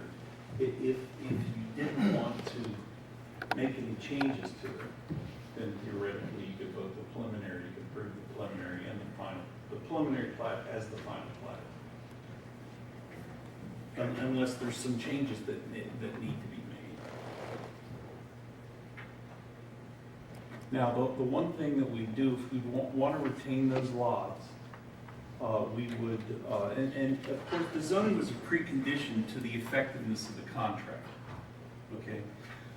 The contract says that we will deed, you know, these lots, as he's doing, if we want to retain those two lots, then we probably make a little amendment to the contract too, to provide that those lots will be maintained. That could be put on the next agenda, but I wouldn't think that, I guess the other thing is what we could do with the preliminary plat, is we could mark those lots as reserved to the public, reserve those to the public, and you would actually deed them probably to the city, right? Unless you wanted to, although we have a lot of our property in the Blackwell Facilities Authority, you may want to keep it in the Blackwell Facilities Authority. The only reason that you'd want to deed it over to the city is that for purposes of uninsured tort claims, you know, the city has the ability to levy judgments, and I mean, I have picked up tort claims when, you know, if something's not covered. So, you know, there could be a reason to reserve those lots back to the city. So that could be one change, but you know, you can make any change that you want today. If you say reserve those lots, and the preliminary, the final plat is approved, pending receipt of the final plat and the reservation of those lots, then that would work, so. And quite frankly, if those are reserved, I don't even know that you need to go back to the contract, because those lots have been taken out of the, it was all also dependent on the plat getting approved. And since the plat got approved with the reservation, I don't even know we go back to the contract. Which lots was it? Do you know what lot the lots the? It'd probably be lots, You guys have it. 4 over, I would think, from the east. Do you have one of these? Why I gave it to you guys? I don't really know. Well, you're probably doing the 4th one, I would think. This is where the land is, the playground's right here already. Okay. And which lot is that? 13. 13? Would it be 12 and 13? No, it would be 4 and 13. Go forward. I mean, you could go 12, 13. I think you just kind of need to go out there and look at it. See, it makes no sense cost effective from the playground. It really doesn't matter. Yeah. Well, you could say, you know, if you wanted to, preserving those lots in which the playground sets, you know. Let's see, we want to keep those with them. It would be up to him if he wanted to mow it, it'd be his to keep the playground, and he wouldn't want to probably do that, he'd want to put a duplex with it. Well, from keeping the playground, well, we're gonna give 2 lots, or not give, the city's gonna keep, retain 2 lots where the playground's gonna be.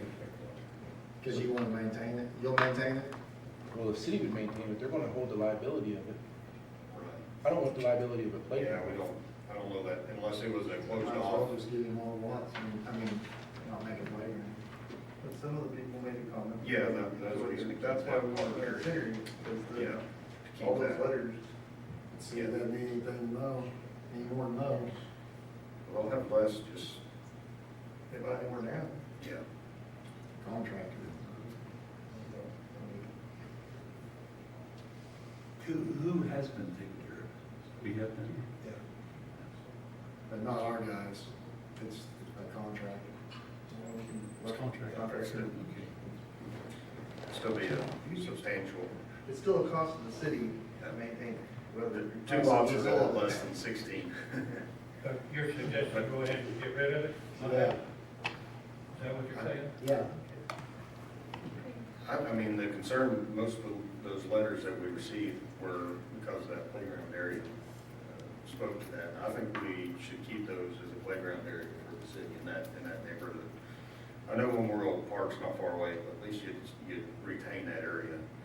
Those houses are acres, they have an acre lot across the street. I always wanted that for my kids to play. Well, there's obviously somebody playing there, because how many letters they need to. Yeah, all those individuals in that area sign that same one, and I mean, I think if you're gonna get rid of them, get rid of all of them and make it that much less that the city's gonna have to mow. What do you think, Chuck?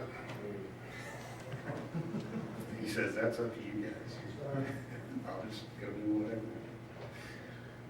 Well, we do need to continue, so on item D, do we need to mention specifically, Bryce, those 2 lots if the council desires to keep those 2? Yes, and if you want to reserve those, I would, and you're approving it as a preliminary and a final plat, I would say in reserving those lots upon which the playground currently sets, and then that would allow us to go out there, measure, make the determination, and reserve those lots. And those would be reserved back to the city. Now, if in the future you wanted to end that reservation, you vacate it in a little district court proceeding. So, but they would be reserved to the public and would be reserved as a park. And then likewise, if city desires not to reserve them, just you would approve as it is. That way you would approve the preliminary and final, if you want to approve the preliminary as the final, as it is. Okay. And just to tell you that this went before the planning commission, and they recommended by a vote of 3-2 not to approve the plat at the planning commission. Okay, if the city plans on holding on to those 2 lots for the playground area, and if it's a matter of money about who mows it, we will mow it for free. We will take care of the lawn and weeding for free. Now, the liability I won't carry, but the yard and upkeep we will take care of. So it will not cost the city anything, because that's an important area for kids in the neighborhood. We live right across from there. We see people there all the time. Yeah, it was very generous. And I think that's probably why it's probably best that the city keep the property, those two lots, and not require the developer to do that. Just for liability standpoint alone, you take that on and probably wouldn't want that. I think Bryce was saying So, the city can handle the liability. yeah. Yeah, so Yes. we already have, Already. created a park that's covered under, Right. under our own MAG policy, So there's, up to $1 million. So you know which way to word either motion that wants to be presented? I would think it would be, if you wanted to approve it, it would be a motion to approve the preliminary plat and to approve the preliminary plat as a final plat, reserving those properties to the city as a park upon which the playground currently sits. if Tracy got that? I've got it, and it's recorded, so I Okay. I make that motion. I'll second. Tracy? Braden, Aye. Houston, Aye. Webb, Aye. Greenfield, Aye. Shepherd. No. Moving on to item E, presentation from Clarity Telecom, LLC, DBA Blue Peak regarding installation status and anticipated time to begin service, provide additional product information and answer questions. Good evening. Thanks for having me tonight. I didn't plan to be with Jimbo here again, but it seems like every time he's here, I seem to be here. I think I sent no? They have to take a copy. Yes, they have. Oh, yeah, printed copies. Okay, Yes. great. Just wanted to let you know, last time I think I was here was in November, December timeframe. The city allowed us to obtain a city franchise to operate a new fiber to the home infrastructure throughout the city. Since that time, we've done a number of things. Our expansion throughout the state of Oklahoma is actually to about 26 markets now, totaling about nearly $400 million. By the end of the time that we're finished here, we'll have invested fiber to roughly 380,000 rooftops, commercial and residential throughout the state. No ARPA funds, all private equity that we've been doing ourselves. Just to give you an update, that also includes, when I was here originally, it was kind of north central Oklahoma, Enid, Stillwater, Perry, and Tonkawa, Blackwell. Perry's actually finished from start to finish. That started in November and completed at the end of this month. It will be complete at the end of this month. We kicked off construction in Blackwell, and we've kicked off construction in Tonkawa this month as well. Enid and Stillwater are going feverishly. We're actually churning up probably 20 to 30 customers a day in each of those markets. We're under construction in Bartlesville as well. We broke ground in Lawton, and then of course all over Wyoming and the Dakota markets. We're continuing to expand there. So from a high level, we continue our investment within rural Oklahoma, staying away from Oklahoma City, Tulsa, and we believe that citizens here in Blackwell deserve the same technology that citizens in Chicago and LA and New York, etc. deserve. Wanted to give you a little next step background for Blackwell. We actually have been working quite a bit with Mr. Sixkiller in the electric department. First permits were submitted in May, and they are now pushing through and doing work in distribution areas 4 and 6. You see in the presentation there, that's the northeast side of Blackwell. After that, you see the timeline that we anticipate submitting permits and proceeding throughout the rest of Blackwell. I actually have been asked by your Blackwell Industrial Authority, Shirley Flannery, to sit on the Oklahoma TOPS board for that commission to outline what she's trying to pursue out there at the industrial park. And we do have something in front of not only the Department of Commerce of Oklahoma, but in addition to that TOPS program, that's about $320,000 bill for us to get from the edge here that you see out to the Blackwell Industrial Park. We're working with her to determine how we get that funded with either state or we split it something, because running that build out there, we don't have it included in phase 1. But we're trying to see how we can accomplish that for her and you guys' needs from the industrial park development. I will say that Bryce and Russ and the folks down in Perry where they ran it out to theirs. It seems like it's getting a lot of traction from business and interest out at the industrial park there in Perry on the south side of the exit on I-35.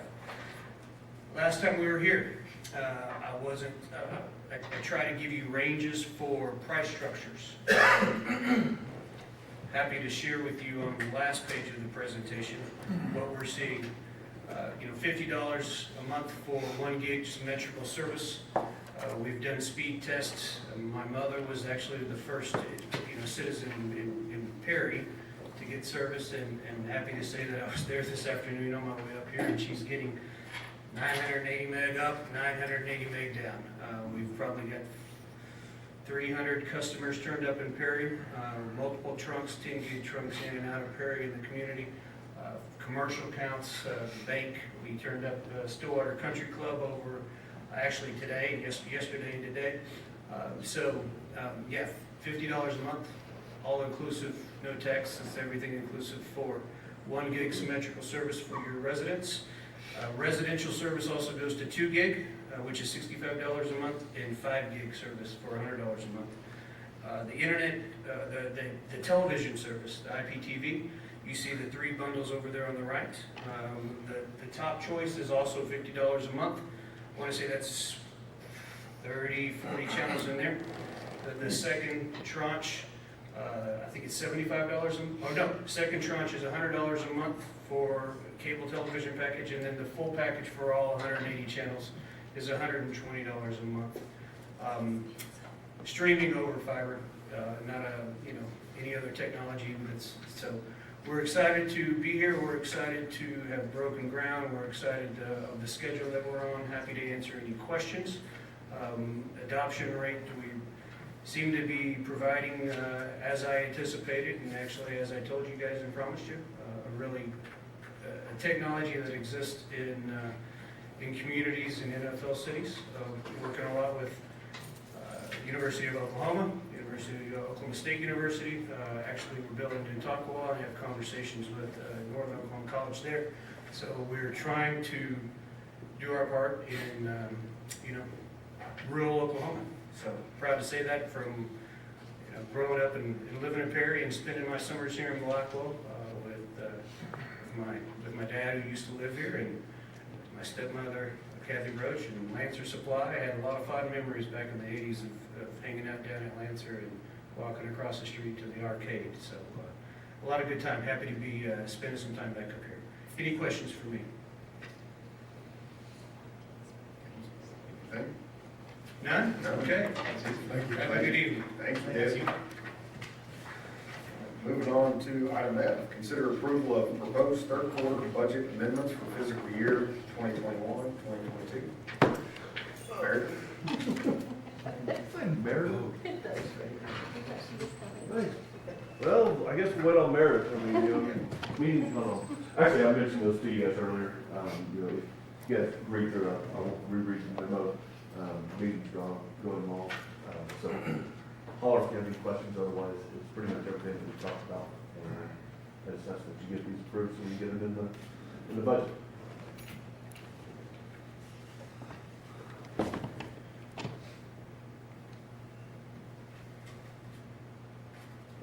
Any questions on those budget amendments? Item F, under 6F. Packet.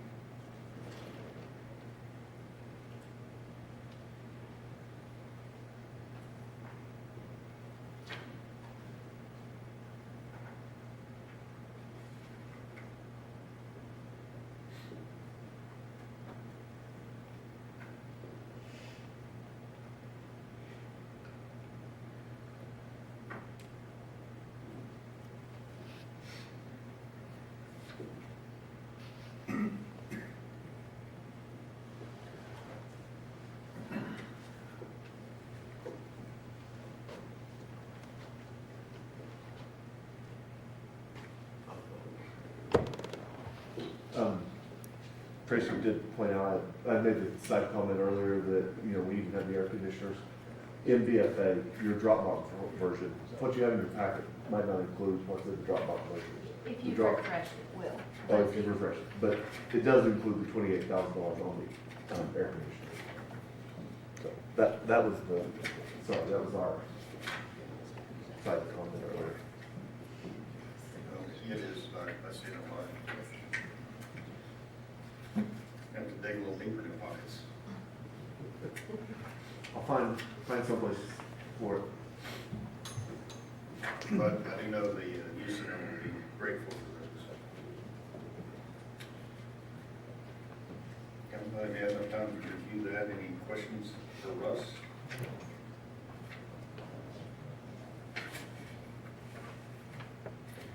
Any action?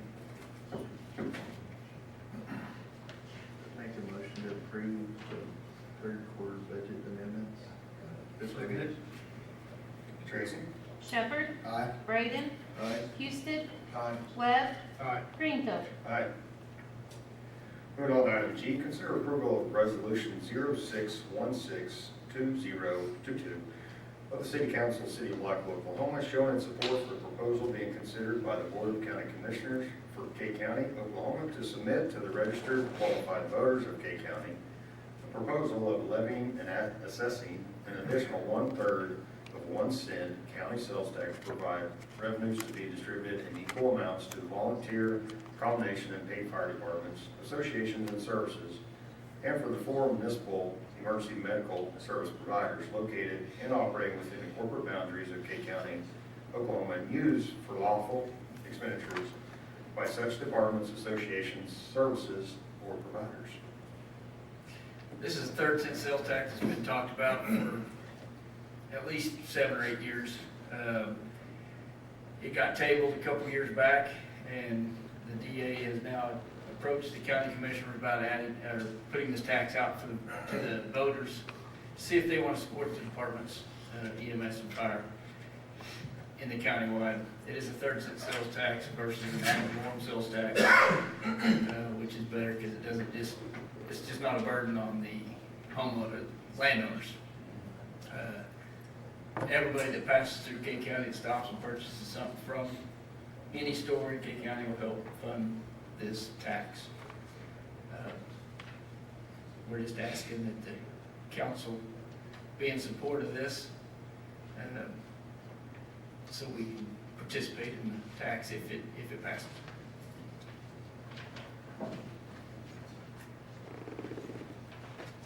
I'll make a motion to approve. Second. Tracy?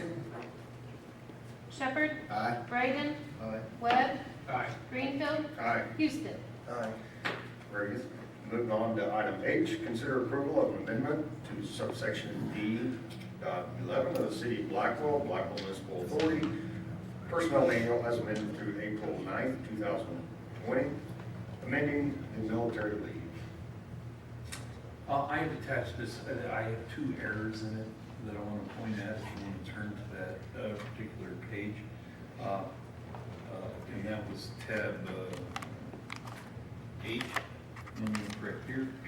First of all, this is, I think our policy was pretty light. And I attached the state law, and you know, I think we need to provide more specificity with respect to folks that are in the military, how much they're actually supposed to get, that's consistent with the federal year and that our year, how they get paid, and then even the extra, because there have been amendments to that section. I want to make sure that they know. There are 2 changes, maybe 10 lines down.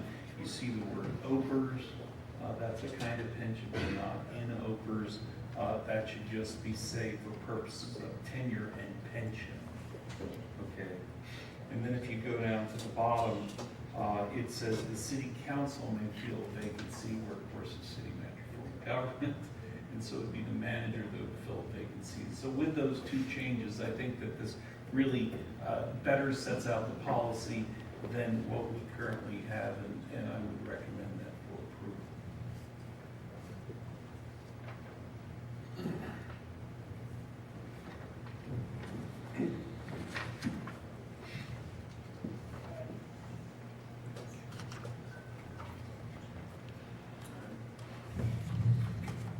I'll make a motion to approve. Second. Tracy? Braden, Aye. Shepherd, Aye. Greenfield, Aye. Webb, Aye. Houston. Aye. Item 9, consider approval of renewal of solid waste collection contract with Davis Sanitation for fiscal year 2022, 2023, with a 2% increase in the current contract amount.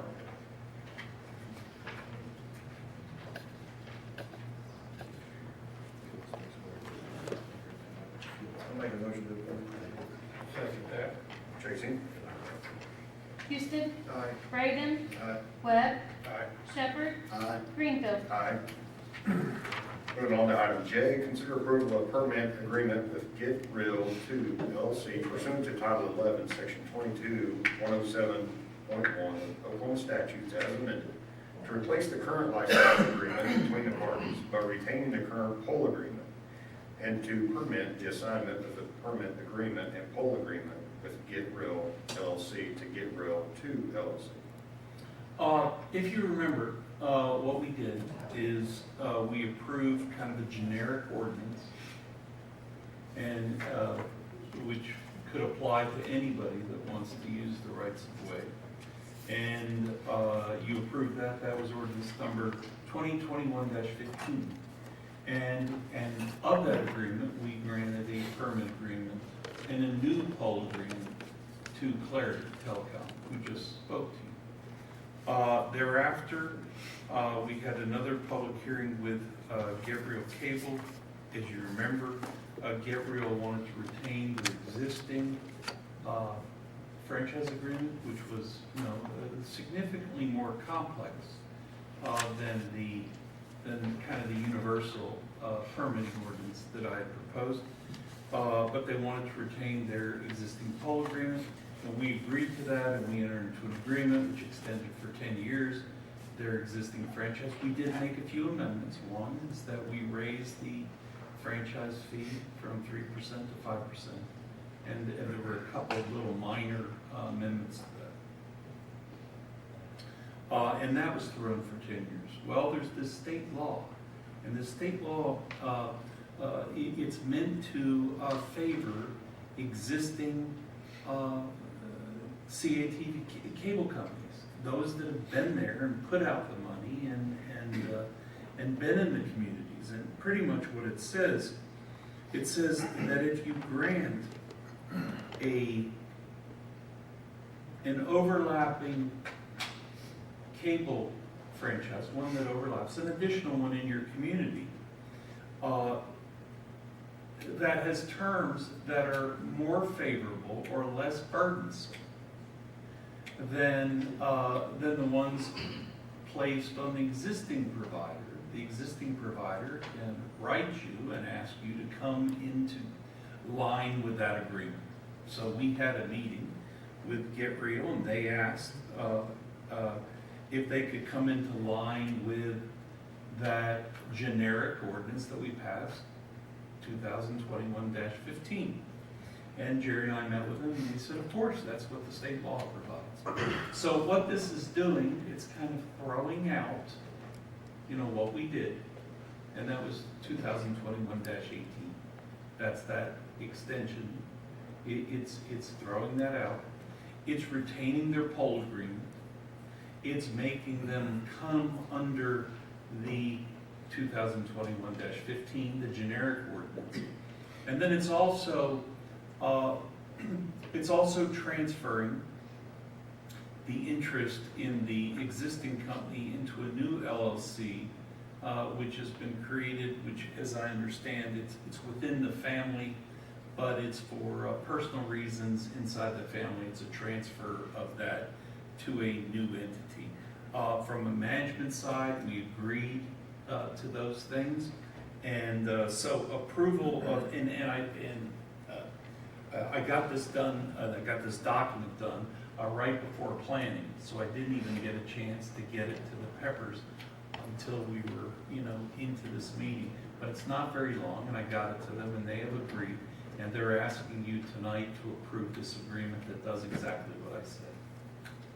We will then have both CATV providers under that same licensing agreement, and at some point, we will probably come and ask you to repeal that cable ordinance that was written back in the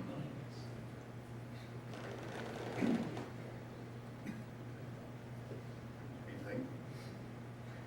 I move we approve the permit agreement and get rid of it. I'll second. Tracy? Webb, Aye. Greenfield, Aye. Braden, Aye. Houston, Aye. Shepherd. Aye. Moving on to item K, consider approval of reappointment of Ralph Ghost to a 3-year term of Blackwell Tonkwall Airport Authority, term to end 6/30 of 2025. So moved. Second. Tracy? Braden, Aye. Houston, Aye. Webb, Aye. Greenfield, Aye. Shepherd. Aye. Item L, consider approval of reappointment of Karen Ware to a 3-year term, Blackwell Youth Center Board, term to end 6/30 of 2025. So moved. Second. Tracy? Shepherd, Aye. Greenfield, Aye. Webb, Aye. Houston, Aye. Braden. Aye. Item M, consider approval of reappointment of Megan Childers to a 3-year term of Blackwell Youth Center Board, term to end June 30th, 2025. So moved. Second. Tracy? Webb, Aye. Houston, Aye. Greenfield, Aye. Shepherd, Aye. Braden. Aye. Item N, consider approval of appointment of Lydia Ashford to a 3-year term of Blackwell Youth Center Board, term to end June 30th, 2025. So moved. Second. Tracy? Greenfield, Aye. Shepherd, Aye. Webb, Aye. Houston, Aye. Braden. Aye. Next item, consider approval of appointment of Tiffany Sherman to a 3-year term to Blackwell Youth Center Board, term to end June 30th, 2025. So moved. Second. Tracy? Houston, Aye. Webb, Aye. Braden, Aye. Greenfield, Aye. Shepherd. Aye. Consider approval of reappointment of Mike Loftus to a 3-year term to Blackwell Industrial Authority to end 9/30 of 2025. So moved. Second. Tracy? Shepherd, Aye. Greenfield, Aye. Webb, Aye. Houston, Aye. Braden. Aye. Q, consider approval of reappointment of Rebecca Hutton, President, to a 3-year term to the Blackwell Library Board, term to end June 30th, 2025. So moved. Second. Tracy? Greenfield, Aye. Webb, Aye. Houston, Aye. Braden, Aye. Shepherd. Aye.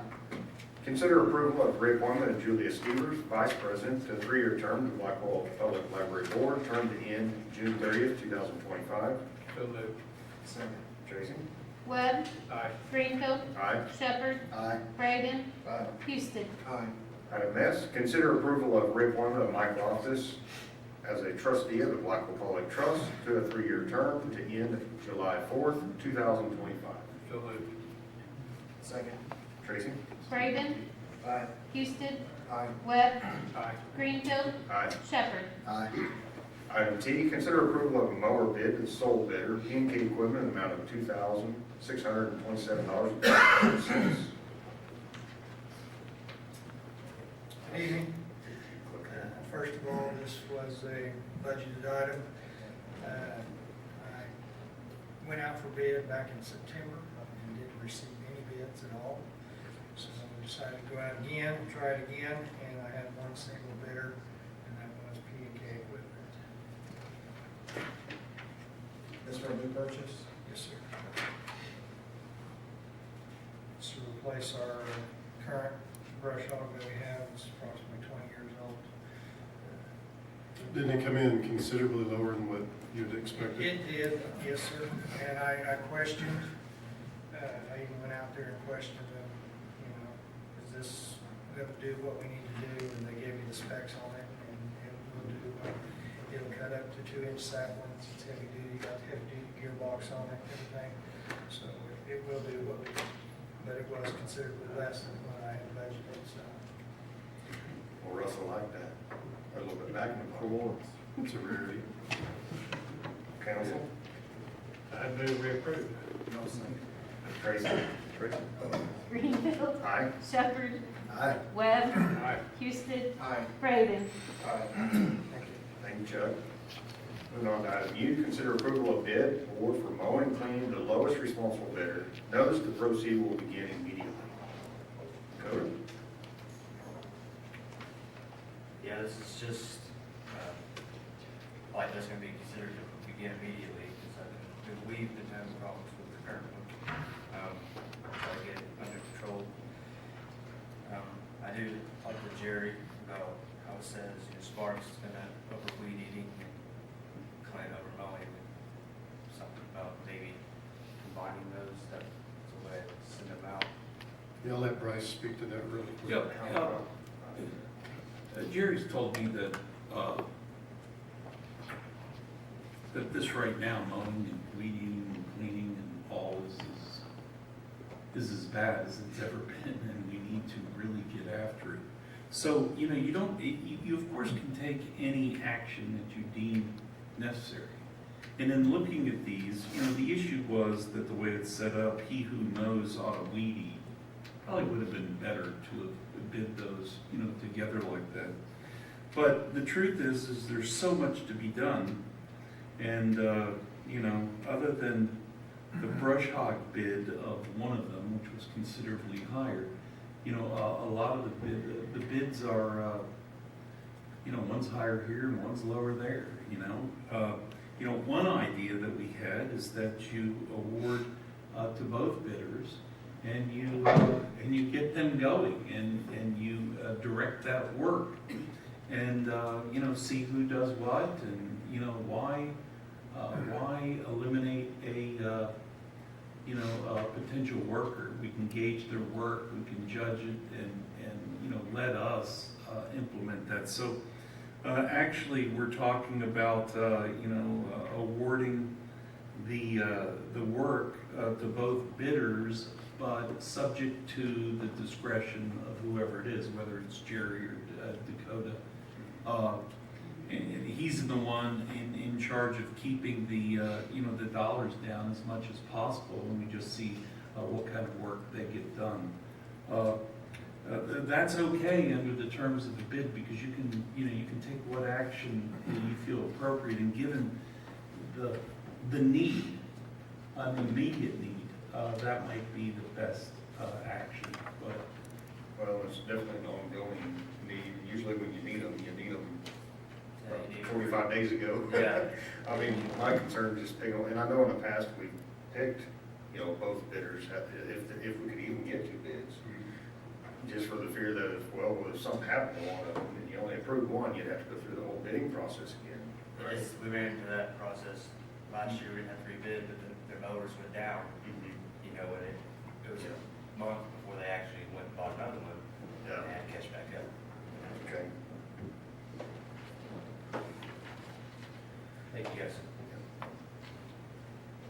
This allows the code office in the city of Blackwell to have that flexibility, like Dakota said. If one contractor's equipment goes down or is not available, the city is not stuck waiting on a singular contractor to get that business up and running. Like Mr. Turner said, we experienced a lot of problems this year with different scenarios of equipment going down and stuff like that. And giving Mr. Turner, the code enforcement officer, the discretion to divvy those jobs out, I think would be a really good idea.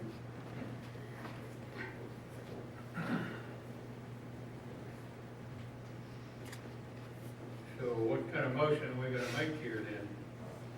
I think it would just be a motion to make an award on all accounts to, well, I mean, I don't know that you need to make one to Sparks Yard maintenance for, or to Clint Higman for a brush hog. It's my understanding he may not have one, and that's why there's such a high, that reflects, I believe, a rental price on that. But other than that, I mean, give brush hog to Sparks.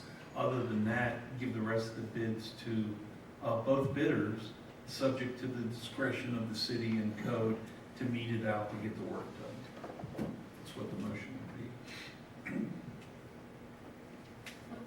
be. If Tracy has that. Got it. hold on. You got that? Okay, I'll make that motion. I'll second. Webb, Tracy? Braden, Aye. Houston, Aye. Shepherd, Aye. Ringo. Aye. Moving on to item B, consideration to approve request to declare Blackwell Police Department firearms and Police Department handheld radios as surplus and no longer in service. That position the city manager directs. We're wanting to move to the 5th generation Glock 17. It's a 9mm right now. We shoot the Glock 21 short frame. It's a .45 caliber. We've had those since 2013. We've had them about 9 years. Been on, put a lot of rounds through them. We're wanting to surplus those and trade those in for the new ones. Make it to the cost to us about $2,000 to do that. But those will pay for themselves due to ammo prices within 2 years. So like I said, we kept these for 9 years, so you're looking at, after the first 2 years, they paid for themselves, just ammo alone. So that's what we're wanting to do with firearms. And then on the radios, Chief Hanbrink had asked if I had any extra, and I do have some that we, the first generation, when we first went digital in 2015, I had some of those, and we're wanting to surplus those, and we're wanting to donate those to South Haven Fire. Chief Hanbrink has done some mutual aid with them here recently, and I think they asked for 6 radios, and tell you the truth, they were just sitting in a box. And they're old, first generation, but they will communicate with Blackwell Fire. And so it's a chance for us to help a neighboring agency, one that we're working with, and so it's kind of a good deal.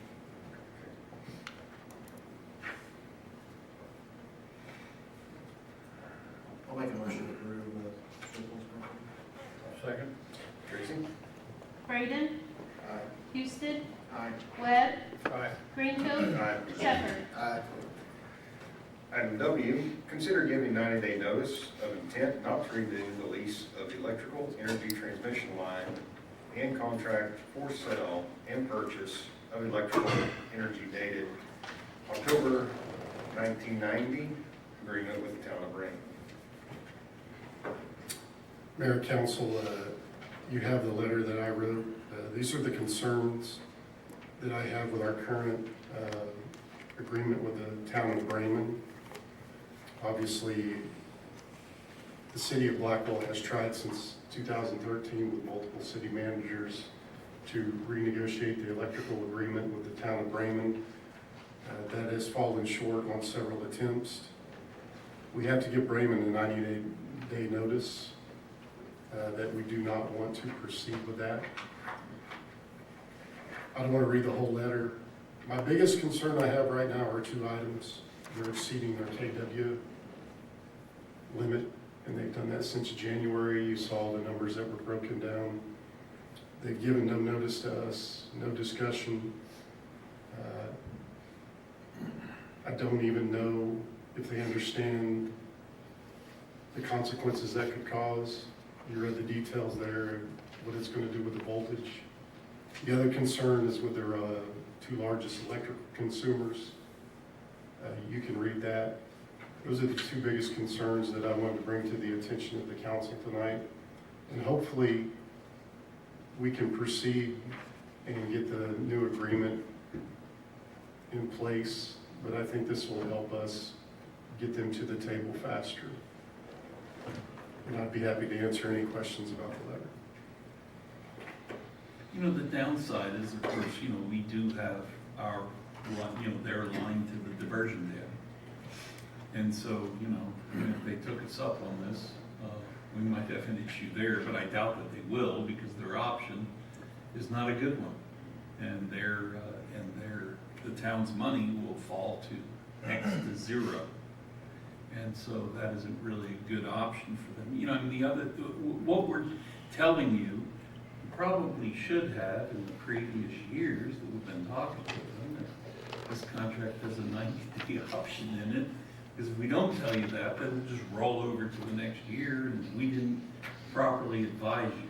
So, I mean, that's why we're advising you. I think the other thing, which is a fantastic use, Jerry and I were talking about it, and that is that Bremen, I guess, has submitted a request to the county for the county to think about putting ARPA dollars into that line. I'll tell you what, I'd love to see those come here, but that would help our community and their community, and their community being the smallest, you know, and probably having the greatest need, you know, would be a great use for county ARPA dollars. So I hope that the county commissioners take that request seriously, and then also that we could we could construct a line that would be smarter than the one that we currently have constructed, which requires, you know, trials and tribulations and in floods and quite frankly all the time to our crew, having to keep that up. That also cures the wattage problem, the voltage problem that we have. That would cure that. But so I mean, think about this. I mean, do we want to send this letter? There's a little bit of implication, but at least get this thing going. Now, they do have an attorney. It's Michael Vanberg, who under Janet acted for a few months as prosecuting attorney, very competent lawyer, who's representing them. And he texted me, and I sent a copy of this to him a week ago, I think. And so, he does have it, so we might be hearing from them. But if you don't do it at this meeting, you don't have another opportunity until next year at this time, or you hold another meeting. So that's what's at stake. I'll go ahead and make a motion. Yep. Proceed with another. I'll second that. Tracy? Greenfield, Aye. Shepherd, Abstain? Braden, Aye. Houston, Aye. sorry, Webb. Aye. All right, moving on to new business. Any new business this evening? Yes, Mayor, thank you. I'd just like to give the public,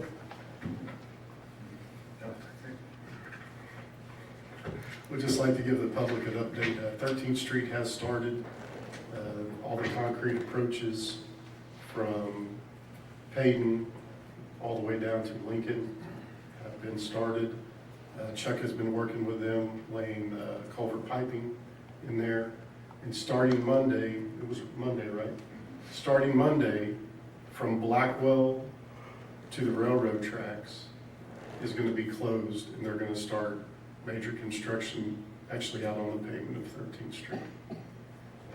And I'd also like to throw in the street department milled down the 100 block of West McKinley this morning, and they're starting their repaving project downtown. So pay attention to the Blackwell Journal has done a really good job, and Chief Wood's dispatchers have done a great job on road closures. We'll keep the public up to date. Happy to get both those projects going. Thank you. All right, being no further business, adjourn the meeting of Blackwell City Council. We'll open the meeting for Blackwell Municipal Authority. First item on the agenda is going to be the consent agenda. Move we approve. Second. Tracy? Braden, Aye. Houston, Aye. Webb, Aye. Greenfield, Aye. Shepherd. Aye.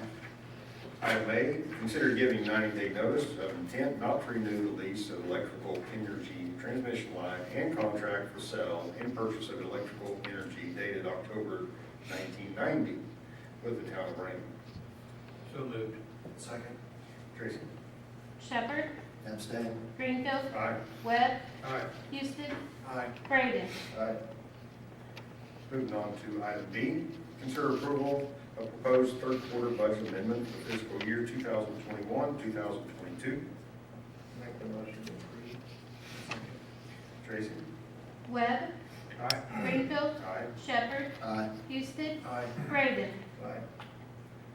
Item C is approved professional service agreement for laboratory testing, water quality analysis with Accurate Lab Environmental Laboratories in the amount of $54,187.50.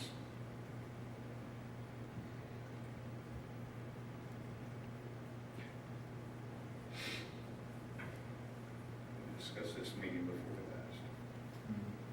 last. These funds, they'll be coming out of our loan proceeds for the water plant, right? I'll make a motion to approve. Second it. Tracy? Shepherd, Aye. Greenfield, Aye. Webb, Aye. Houston, Aye. Braden. Aye. Item D is approved agreement with Tonka Water, professional services agreement of the manufacturer of specialized equipment necessary for the pilot study in the amount not to exceed $50,600.